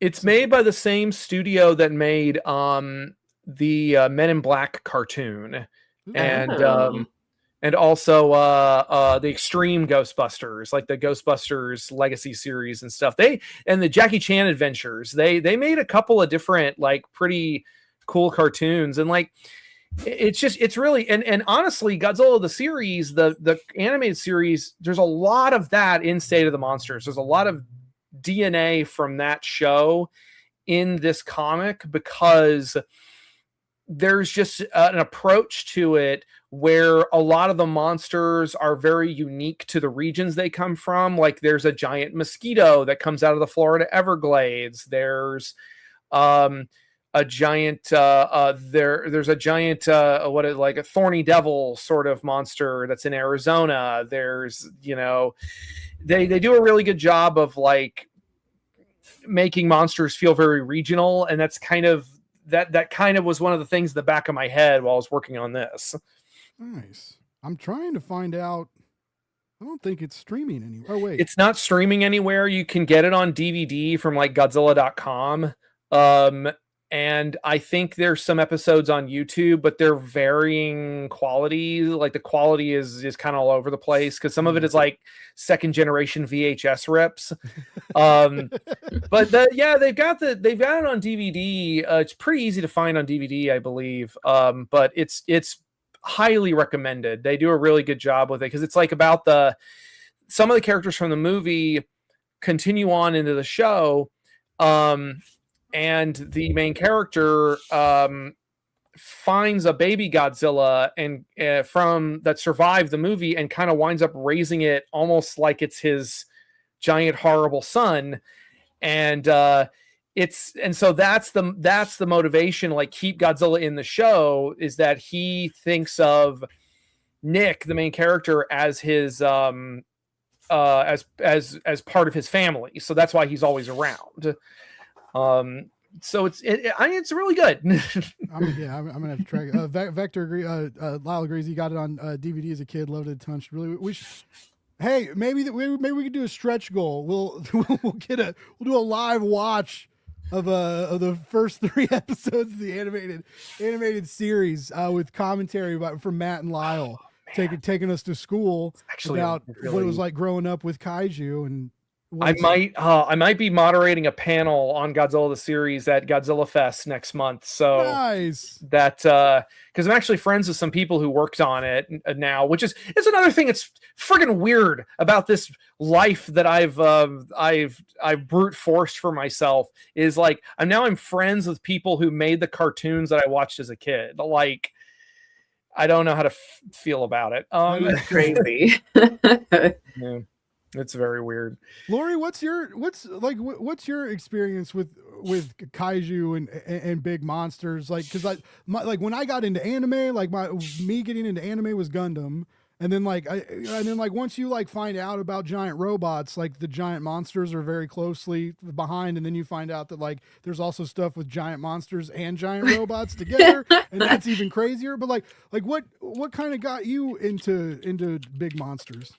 I mean, I would say I was also into Gundams first. I guess I found out about that first, and Matt got me into kaiju more than anybody. He was like, here's a list of all the movies you should watch in order. And we did a couple of watch parties with Matt as well. And that's kind of been my whole education. But I love them now. Like I'm obsessed. So I still am like, you had perspectives on certain kaiju movies that I really, really still value, and I still go back to and like cite when talking to people. Like you had some perspectives on GMK, my favorite Godzilla movie, that I was just like, oh my God, I didn't know that's what they were talking about in the film. And like you like were pulling up historical records about like Japanese occupations during the war, and I'm like, oh my God. And and we all really bonded over Howl from Beyond the Fog. Like that's, it's a friggin' amazing. If you haven't seen it, Blake, I don't know if you know what we're talking about. I've not. I'm Googling it right now. Howl from Beyond the Fog is an indie kaiju movie. I did some promotional art for it, and I'm friends with the director. But it's a kaiju movie. It's all made with puppets. Like all the human characters are little marionette puppets, and the kaiju's, of course, an actor in a suit. And it is like this Shakespearean tragedy that plays out. Like Lori, you had some great takes on it. It's just so good. It's not, I've never seen anything like it. You should just watch it. I don't even want to. Shit. Nice. It looks like it's on beautiful. It's on Tubi. Gotta love Tubi. It's on. We can watch it on Tubi. I think it's on Prime. It might be on YouTube. It looks like. Oh wait, you might need a YouTube subscription. Gross. Yeah, I did. I don't. Just kidding. Love you, YouTube. Please charge people. No. Yeah. No, anyway, sorry, I didn't mean to derail because we were talking about Lori's experiences. No, that was, Matt. It all comes back to Matt anyway, because he introduced me to all the kaiju movies, and because I can't keep my friggin' mouth shut. Mothra's my personal favorite. That's just. Which one was? Mothra. Oh, okay. All Mothra. Anything Mothra is my favorite. But what would you tell, like, so let's say like you're talking to a youngin', right? Like at a show, like some 20-year-old comes up, and they're like, Godzilla's kind of cool. Like what's like an iconic kaiju film that if someone wanted to get into the genre and really get started, like what would you send them to kind of start off if they'd only seen like maybe one of the newer Godzilla movies or something? Gamera, bing, bing, blink, blink, blink. Gamera. Yeah, 100%. Because like Godzilla is, that's how my bread is buttered, no question. And I'm always going to be a Godzilla fan. Gamera, I've like pack bonded with. Like Gamera is the monster that I think of when I need to feel righteous anger, and I need or the monster that Blake, you were talking earlier about being vulnerable, like especially on stream. That is apparently one of the reasons that Kasten decided that she liked me was I was doing a live stream during lockdown, and I was just playing kaiju music, like Gamera. I was playing music from Gamera Guardian of the Universe, and we had gone through the whole soundtrack and gotten to the very end, which has this very emotional kind of, it's the same. The music is by Ko Otani, who did the music for Shadow of the Colossus and Gundam Wing. The movie has this like crescendo towards the very final track, and it's this really moment that means a lot to me. And of course, it's lockdown, I'm in my feels, and I started like tearing up and getting really emotional on camera. And I remember later Cassie telling me, like, I don't think I've ever seen somebody do that on stream, like get verklempt at the time anyway, like get verklempt over Turtle. And because like the Gamera trilogy from the 90s, because everybody knows Gamera from like the 60s and 70s, which is the like, Gamera is really neat, Gamera is filled with meat. And those movies are fun. Those movies are great. But the 90s Gamera trilogy and the Gamera The Brave movie from 2006 are like 4 of the best monster movies ever made. Like, they outclass a lot of Godzilla movies. Wow. I just got a bunch of homework that I'm excited about. Yes. Yeah, you do. And I also worked, full disclosure, I worked on the Gamera Blu-ray collection release from Arrow Video. I actually did so much work on it that I have like an associate producer credit on it, because like I did a commentary track, I got a bunch of other people to do commentary tracks, I did a bunch of extra work that I should not have done, but I was happy to do it and it kind of made me fall all over again in love with this hard-shelled soft boy doing his best. I love that. I'm going back and watching some of the older, like somehow, like, because my dad showed me some of the black and white films, but it was like whatever was a Blockbuster when I was a kid, and they didn't have everything, and also sometimes the VHS tapes wouldn't work. Like they'd play for a little bit and then screw up, and we'd have to take them back, and then they'd be like, well, we don't have another one. And like, okay, well, that sucks. But I finally watched like the first Godzilla where they boil him to death in the end. That's the first time I've ever heard that. They boiled him to death, right? I mean, for all intents and purposes. They also sold recently, like you could buy the oxygenator device. Like it was like a replica of it. I saw some people like posting with it, and I was like, that's kind of rad. But yeah, like even then, like it was like, it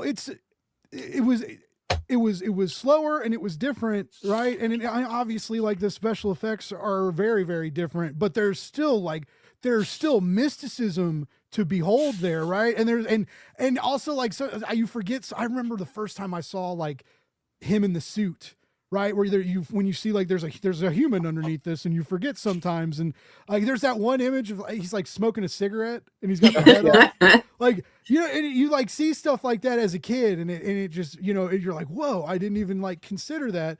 But yeah, watching those old movies is still really fun, and I'm a weirdo. Like it's harder for me to read older comics. I really try to like go back and do like older Claremont stuff and Byrne, and like, see where a lot of this stuff started.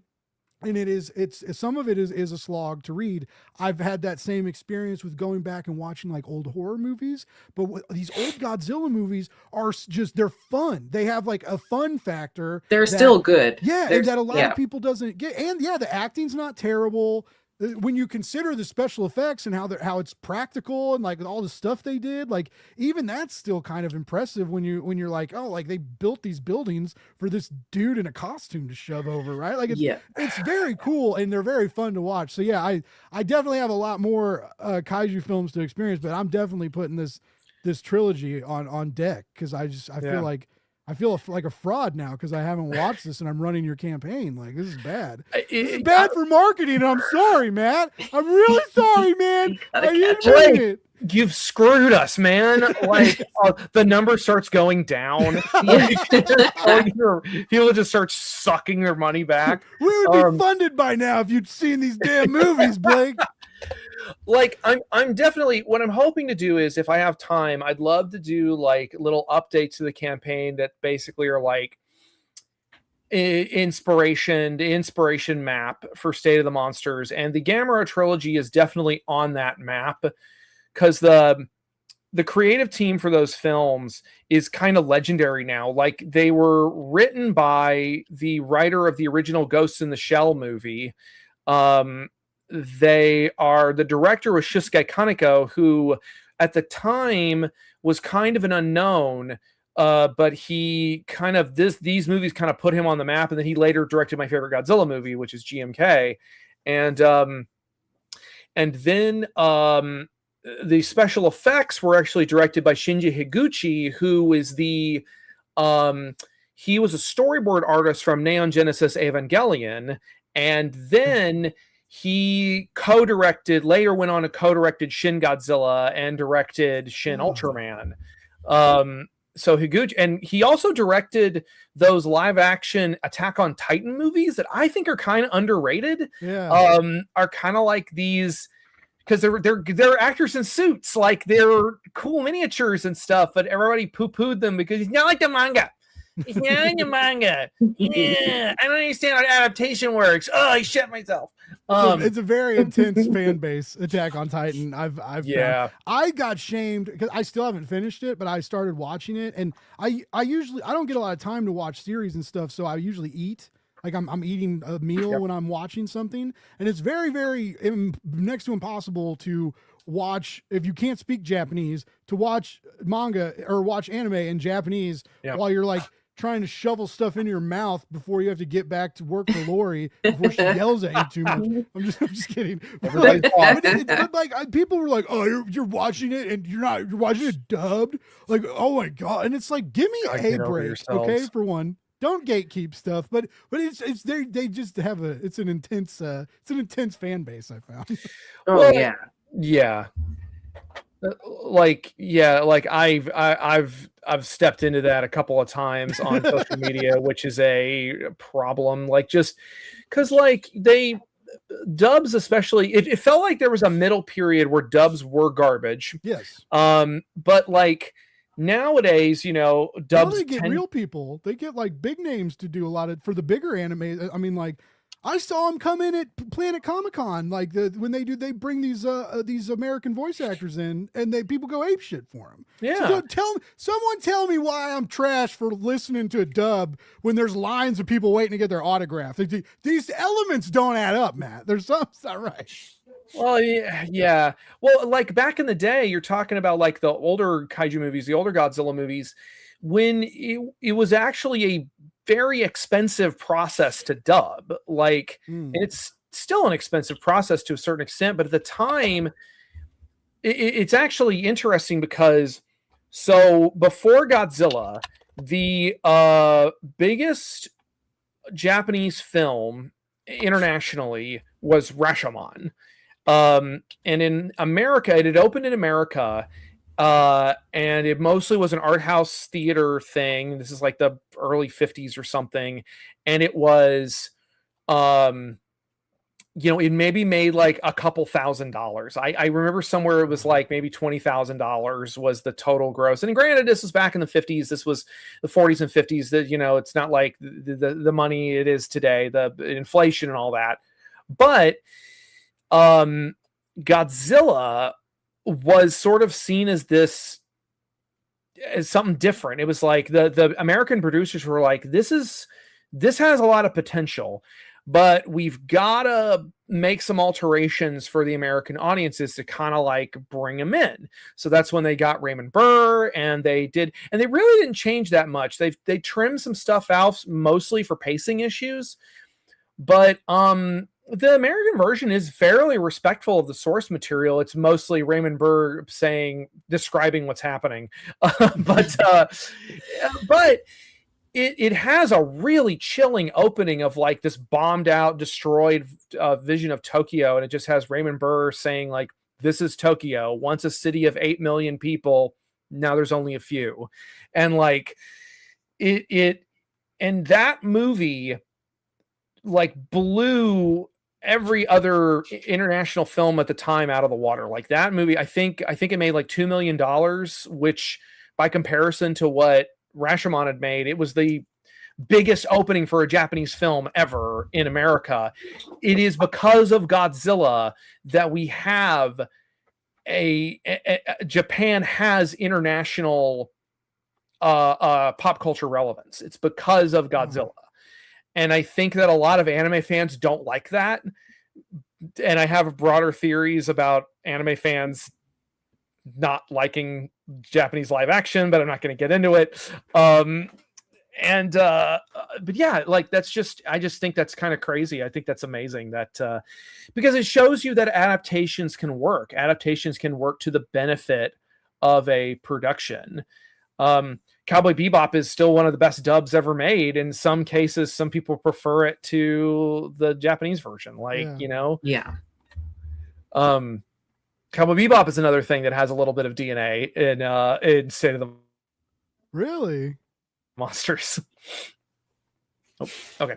I'm here. Yeah. Just that kind of attitude of just like, Cowboy Bebop and a little bit of Firefly too, this kind of like we're scraping by in what is an otherwise fantastical situation is kind of mundane to us.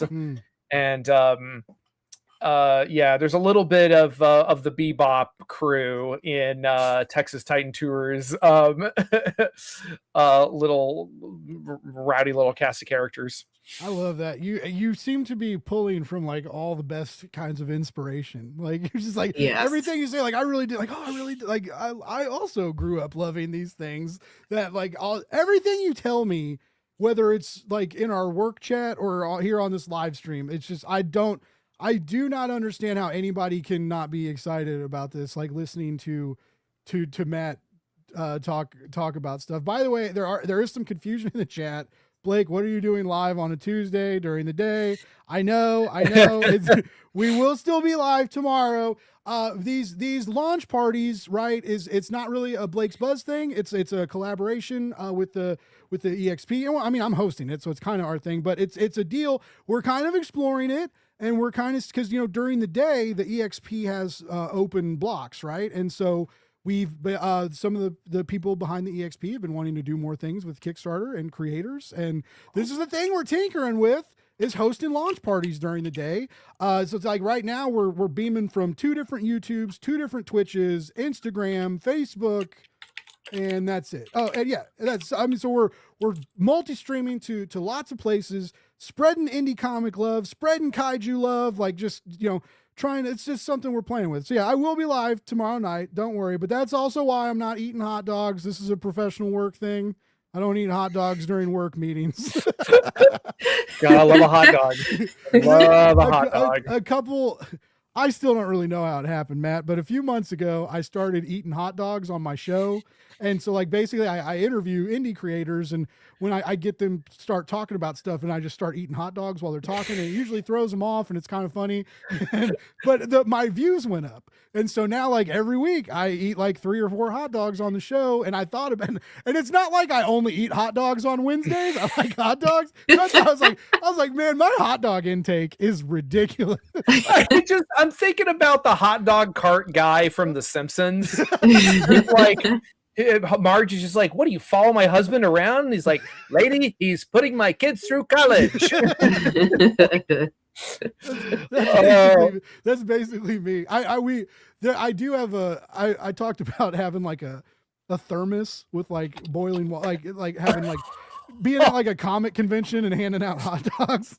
And then some of the other creators were like, what if we did like a scavenger hunt where like you go to this creator for the bun and you go to this creator for the condiments and you go to Blake for the hot dogs. So weird. It's amazing. Until someone gets sick and I get sued, but whatever. Like we can dream about hot dogs and kaiju and see what happens. You never know.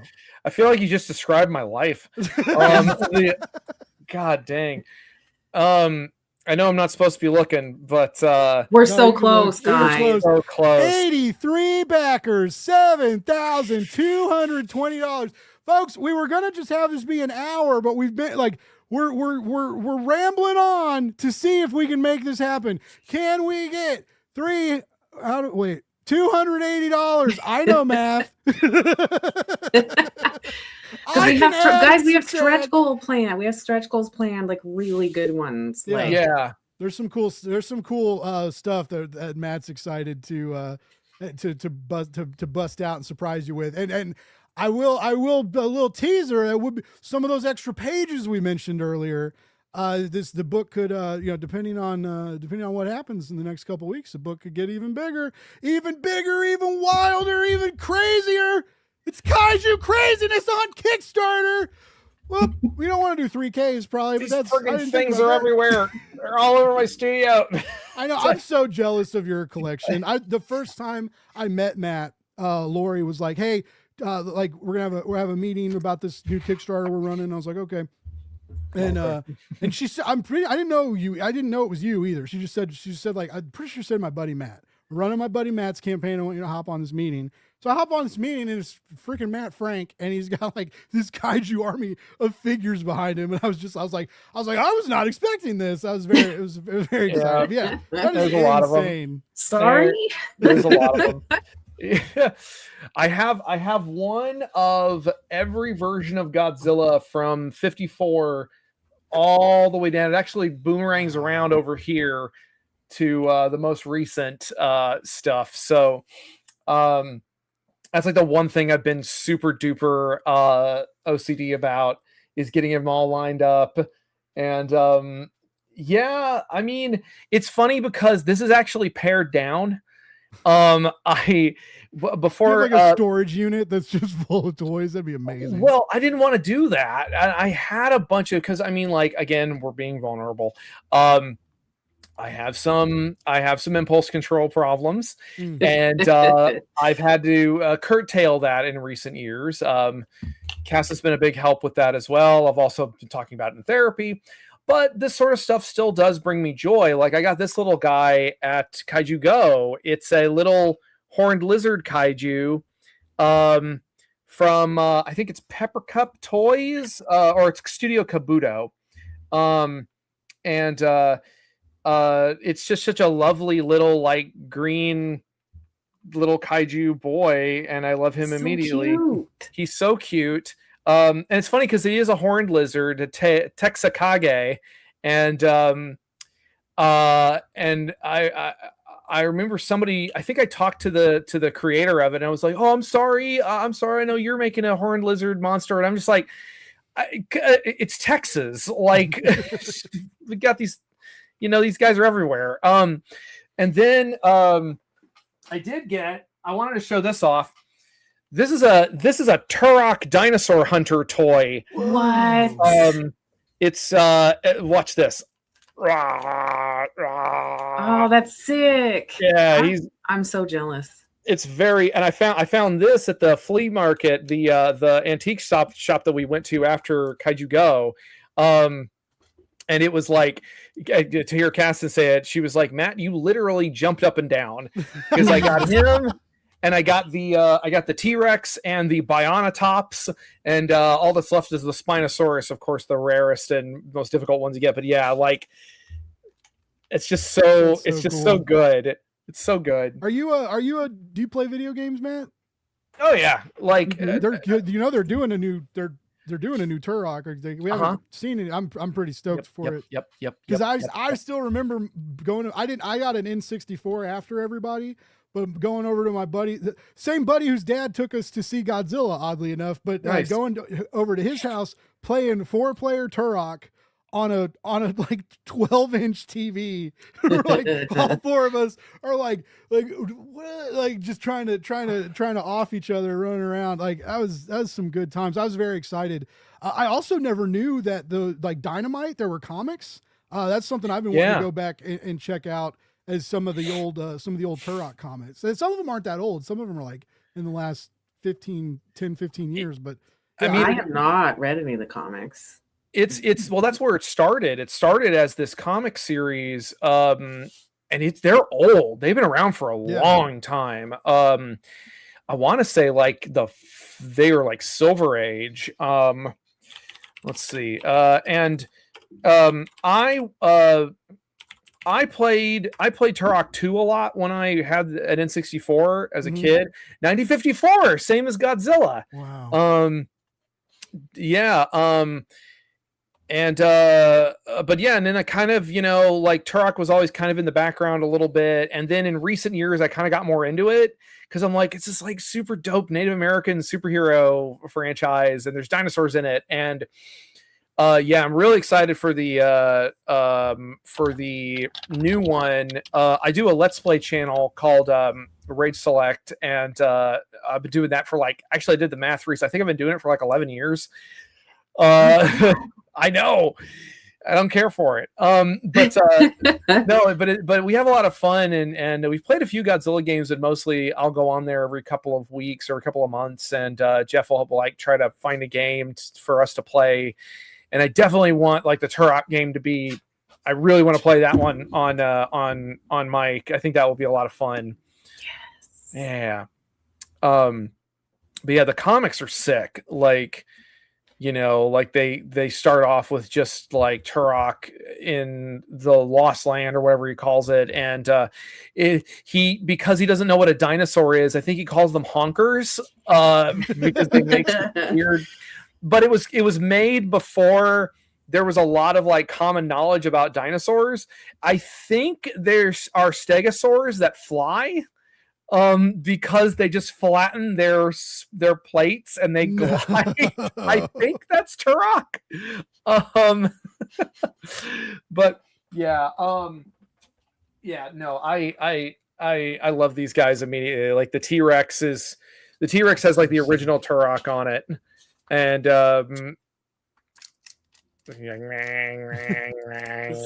reminds me of amazing. Yeah, more futuristic. I'm jealous. I was always if I ever win the lottery, I'm gonna buy all the Dino Riders toys. I'm gonna my god, however much money it costs, I'm gonna get new in box ones. I'm just playing with my toys now on stream. This is what you people are here for, right? That's what this comic is, right? Yeah, it's me playing with toys. Obviously, it's Matt in a toy box playing with toys for 50 pages, and it's going to be great. And you should support. There's 84 backers, $7,253. We have just under. I can't math, guys. Stop making me math. Just get this thing funded so I can stop talking about numbers. No, I can't add. I have to have. I can only just jump again. Dogs. It's come on, guys. Come on, we got 200 more. I'm so hungry, but I also want it to fund. Go to McDonald's and get an overpriced piece of plastic with your tiny burger. Spend just $202 more so I can go eat. Yeah. Someone gets. There's only a couple. Sorry. No, don't be sorry. There's two. Someone got it. Someone did get another cameo. There's only 2 cameos left. Guys, cameos. You need to get the cameos. Someone get a They're cameo. gonna be gone. Do you know how cool you'd look if Matt drew you? You look so cool. You look so freaking cool. The first page, that's something I've been doing for a long time, is putting my friends in comics and stuff, because Laurie's in an issue of Mothra. I think you're in issue 3. It's a little teeny tiny Laurie. And and then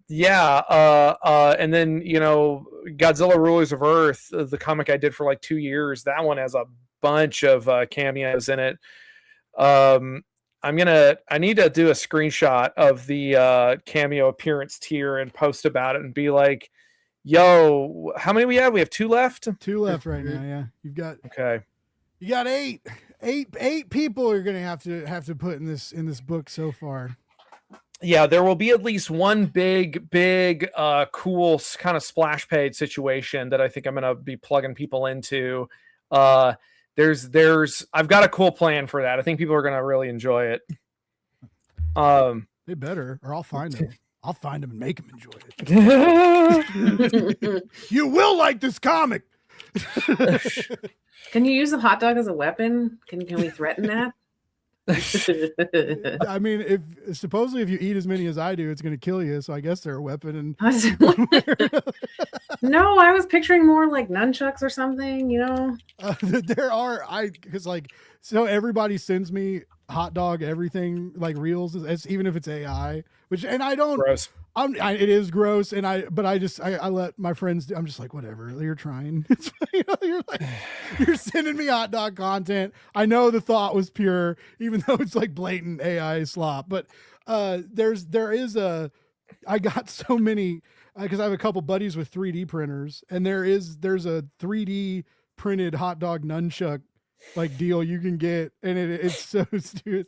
That's awesome. It's plastic hot dog nunchucks. I told Lori I would if she sent me a X-Men buddy bag, I'd pull hot dogs out of it during the show and eat it. That's awesome. The things I'll do for merch, folks. Like if you want your stuff advertised on Blake's Buzz for the EXP, just send it to me and I'll put hot dogs in it and eat it live. It'll be great. It'll be great. Like I'm so like, hang on. I'm posting about the so tier. Am I. I'm making a post also. So what the hell was I saying? Like, no, it's gone. It's like, I hate when that happens. Lyle says, oh, I can't find my mouse. Lyle says any hot dogs can be nunchucks with the right end. It's true. It's true. That is true. A big shout. You did say you liked hot dogs. What's your go-to like hot dog topping? Or I am, I'm kind of a simple man. I like a hot dog with mustard and maybe relish. Like, okay. I don't you can get maybe some onions. I'm a little weird about onions because they make my breath stink for like 2 days. And but I'm very like, yeah, so what I used to do is if I was going out and running errands or something, I was feeling peckish, or I was heading home late from something, like usually from recording, I would stop and get a hot dog from QT, just a good old gas station hot dog. After the 4th or 7th time that I got a really bad stomachache after eating them, I had to stop. So, I got to get choosier about my hot dogs. They will turn on you. Yeah, they're so cheap. But some of those cheap ones will turn on you. Laura, you said you threw your hands up when Matt mentioned onions. Like, what, you seem to have big thoughts on, on hot dog toppings. I mean, it's a weird hot dog topping, but I'm also allergic to onions, so I hate that. Either, then, yeah. I hate everything about it. Yeah, I don't mind like a fried onion, like a nice crispy fried onion, a bloomin' onion, but yeah, I'm also just not like a veggies guy on my sandwich or my burger. Like, I'm very particular. I don't want tomatoes because they're going to make your burger fall apart. Yeah. But yeah, I'm kind of with Lori on that. Like, just onions are just, they're a lot. You're both very wrong, but that's okay. No, I actually was raised by a father who hated onions. And so, like, all my life, like, my dad, I would be like, I want to try, like, I used to want to try White Castle, right? We used to have there used to be a White Castle here in Kansas City a long time ago. And it was very close to where I live. And so I always be like, why don't we ever go to White Castle? And my dad would be like, all it is onions. You'd hate onions. You'd hate them. Well, I spent my whole life just thinking I hated onions, right? It was like, I mean, that's weird. See, like, you shouldn't be influenced to hate them. Yeah. Like, yeah. So I finally tried them, and now I do like them. And now, so like, I am a hot dog guy. I do. I like the hot dogs, and my new deal is I've been making bacon onion jam a lot. So like you cook down. That's good. See, that's good. That's good. Yeah. Maple syrup and stuff, and kind of turn it into a jam. Last night I made street cart onions, which is kind of like sauteed spicy onions. They got kind of a ketchup flavor to them, but there's supposedly I haven't been to New York, but there's supposedly the hot dogs they sell in the New York hot dog carts. So I made that last night, and I had I put whipped cream cheese in the street cart onions on a hot dog, which is, I guess, almost a Seattle dog. A Seattle dog is just regular. I'm learning a lot here. Yeah. But anyway, it was really good. I had 2 of those. I had 2 of them late last night, and kind of felt it this morning. I had a little bit of hot dog burn this morning, but it was fine. The day went on, but it was worth it. It was still worth it. I gotta learn to not eat hot dogs at like 2:00 in the morning. But so it's like quick. It's quick and easy, and we're working constantly. Yeah, like what am I gonna do? Like make I'm pasta, not judging you. Grilled chicken at like 1:30? No, I'm not gonna. If we could have a replicator, I would be then sure. That would be ideal. Hey. We got to update. Almost there. 87 backers, $7,389. We are $111 away, folks. $111 away. Lori needs to eat. Matt needs to go get more Hello Kitty figures. I don't have much going on. This isn't about me, but we can do this. We can do this. We did it. We just went over. Oh my God. We did it. Woo! Yeah! Captain has a sign. We made it. Yes. Hell yeah. This is like the best launch party we've ever done. I like the sign. Yeah, no, it's odd. It was either going to be that or I was going to write goal on my chest and whip my shirt off, but I forgot. Well, then I got the goal for you. Yes, you did. Thank you. Okay. Thank you. That's I'm awesome. just going to sit like this for the next hour-long run. Oh, hey! Shout out to Brian. Thank you so much. He just backed. He snagged the sketch tier. Thank you, Brian. Thank you, Brian. Let's screonk and go. Hell yeah, live. Yeah. Look at that. You guys didn't hear the clatter of like when she was trying to get into the room. I thought she was gonna take the wall with her. That would have been awesome. pretty cool too. She just kicks the door. The whole thing comes because like she built that wall. She built that wall and installed that door. Oh, this wow. is like a front living room situation, and she like built that so that I could have privacy in my office. So that's so cool. Yeah. But yeah, hell yeah. Oh man. You did it. Oh my God. 2 hours funded in 2 hours. We still got 20 days to go. Stretch goals to announce. Fun times to be had. Matt, you did it. You did it, dude. You did it. 5 years. 5 years you've been working on this. It's happening. I'm okay. Okay. I'm good. I'm verklempt. Well, I really appreciate y'all. I really appreciate the help and everything. I just have to. Now I have to do it. Now you really have to do it. Now I have to do it. Great. I can't just get free money. I have to work for it. No, it's amazing. I really appreciate everybody's help. Lori, I appreciate you, being on board with this since day one, basically. And Blake, I appreciate you, about managing the campaign and building the campaign and everything, especially with all of my like, can we do this? Can we put this in here? I don't know. Can we do that? I don't know how that works. Should we not do it? We shouldn't do it.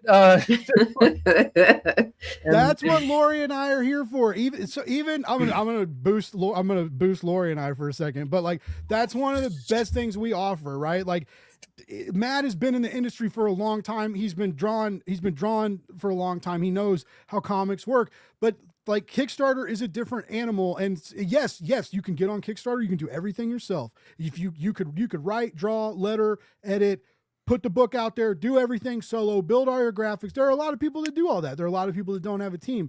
Some people need help, and asking for Kickstarter help, there's no shame in that. And Lori and I we can help you fulfill, we can help you plan, we can help you run the campaign. You can have us do everything, and you can walk away and take a vacation, or you can be as involved as you want to be with Lori and I, and we'll make sure your Kickstarter happens. There's no height requirement for this ride, right? It's just like if you need help, we're here for you, and if you don't, like that's awesome. That's what's cool about Kickstarter, right? You can do everything yourself, or you can be a big publisher and have a big team and do these big projects, or you can be somewhere in the middle, right? And have good campaigns and a small team of people to help you. And I will say that, you know, running a Kickstarter with a team, if you're able to do so, is it does make things a little better. Because the community's great. They'll be there to answer questions and stuff. But I don't know if anybody's like me, like if like Charlie Stickney is a great example. Every now and then I reach out and ask Charlie Stickney a question. But like I always feel bad like after when I have like the 5 follow-up questions and I'm like, oh, I can't bug him. You know, and it's like you can bug Lori and I, but you're paying us. So but no, I like that addition at the end. Do you have anything to add to that, Lori? You've other than like all the fulfillment, the glowing reviews, just being an indie comics supporter and winner over the last several years, just killing it. Is anything? Yeah, all that. That's nutshell Lori. I just gave you a nutshell Lori. Yeah, follow Laguna Studios. We have 8 million different comic series, and we have amazing X-Men inspired merch, and we have something for everyone. And we also fulfill campaigns, we manage campaigns, and we have the School of Comics where we have events and workshops and indie comics sold up front. So if you want to sell your indie comics here, we want them. I mean, I'm going really fast, but that's most of it. Drew, by the way, has the comment of the hour. I think Big Phil is going to get to go to college. I love that. Thank you, Drew. I love that. That's wonderful. Oh man, I really appreciate all the folks in the comments too who have been following the campaign. You know, they've been folks that I've known for a while. So, yeah, I'm overwhelmed. You could go get like 9 hot dogs, eat them all, and then pass out. Right, well, I'm going to do what Matt said. I'm going to cook 9 hot dogs and start watching monster movies. Lori, I'm done working for today. Just do the new thumbnail, and then we're good. Oh yeah, I got to make that. And I also have to. I spelled someone's name wrong on a graphic. I got to figure. Someone's messaging me about. Oops, sorry. I'm not perfect. I sent the images and asked what everybody thought of them. Everybody said they were. Anyway, we all missed it. We'll get it fixed. But yeah, it's not for this campaign, by the way. It's for another. This campaign is perfect. I did everything wonderfully. Okay, never mind. This campaign is perfect. Ignore that. For another campaign. Shout out to Will Allred's crossover division and my spelling mistakes. It makes the campaign better. It means it's made by a human when shit's spelled incorrectly. Yep. Yep. There you go. But Matt, I know you're a busy guy and you got a lot going on. And Lori, I know you need to eat. And so I also know that I talk too much. So this is going to be the part where I shut my mouth. And I just want both of you to remind us where we can follow you, keep track of you, or mailing list, fun stuff like that. Matt, kick us off. Let us know where to keep track of you. Well, you guys can find me over at mattfrankart.net, patreon.com/mattfrankart, and mattfrankart.bigcartel.com is our online store. Caston runs it, and I put the art in it, and it's helped us through some lean times, so we really appreciate everybody supporting it. Yeah, just this thing is going to be my personality for the next for however long. I've got some other stuff coming down the pipe that I can't really talk about because there's always NDAs and stuff, but yeah, I'm really excited to get going on this. Like I've actually got pages over here on my desk that are like page 4, page 5, page 6, page 7, all the way up to however many this winds up being. So I know the script is sitting somewhere around 48. We'll see. Cool. So yeah, I think that's what I got. All right. Laguna Studios Comics on Instagram, Facebook, lagunastudios.net for our store and website, and information about fulfillment also there, and campaign management, schoolofcomics.net, and schoolofcomics_SATX for our Instagram for the School of Comics. I think that's everything. Yes, I think so too. And I really, really encourage y'all to follow Laguna. They're having so much fun over at that school. It doesn't feel like schoolwork at all from what I see. And so I really encourage you to follow them and keep track of what's going on. I'm easy to find. Blake Morgan, Blake's Buzz. It pops up if you search for it. You're also probably watching this, so you know where I am. I appreciate you, everybody. Thank you for coming out. I know we were coming at you live at a different time. Thank you all so much for showing up, showing support in the comments, showing support on the campaign page. We funded this baby in 2 hours, which is amazing. Kaiju are awesome. Indie comics are awesome. And you're awesome. I will be back tomorrow night with some amazing guests. Please remember to love more, hate less, read comics, be good to each other. All right, hit the button.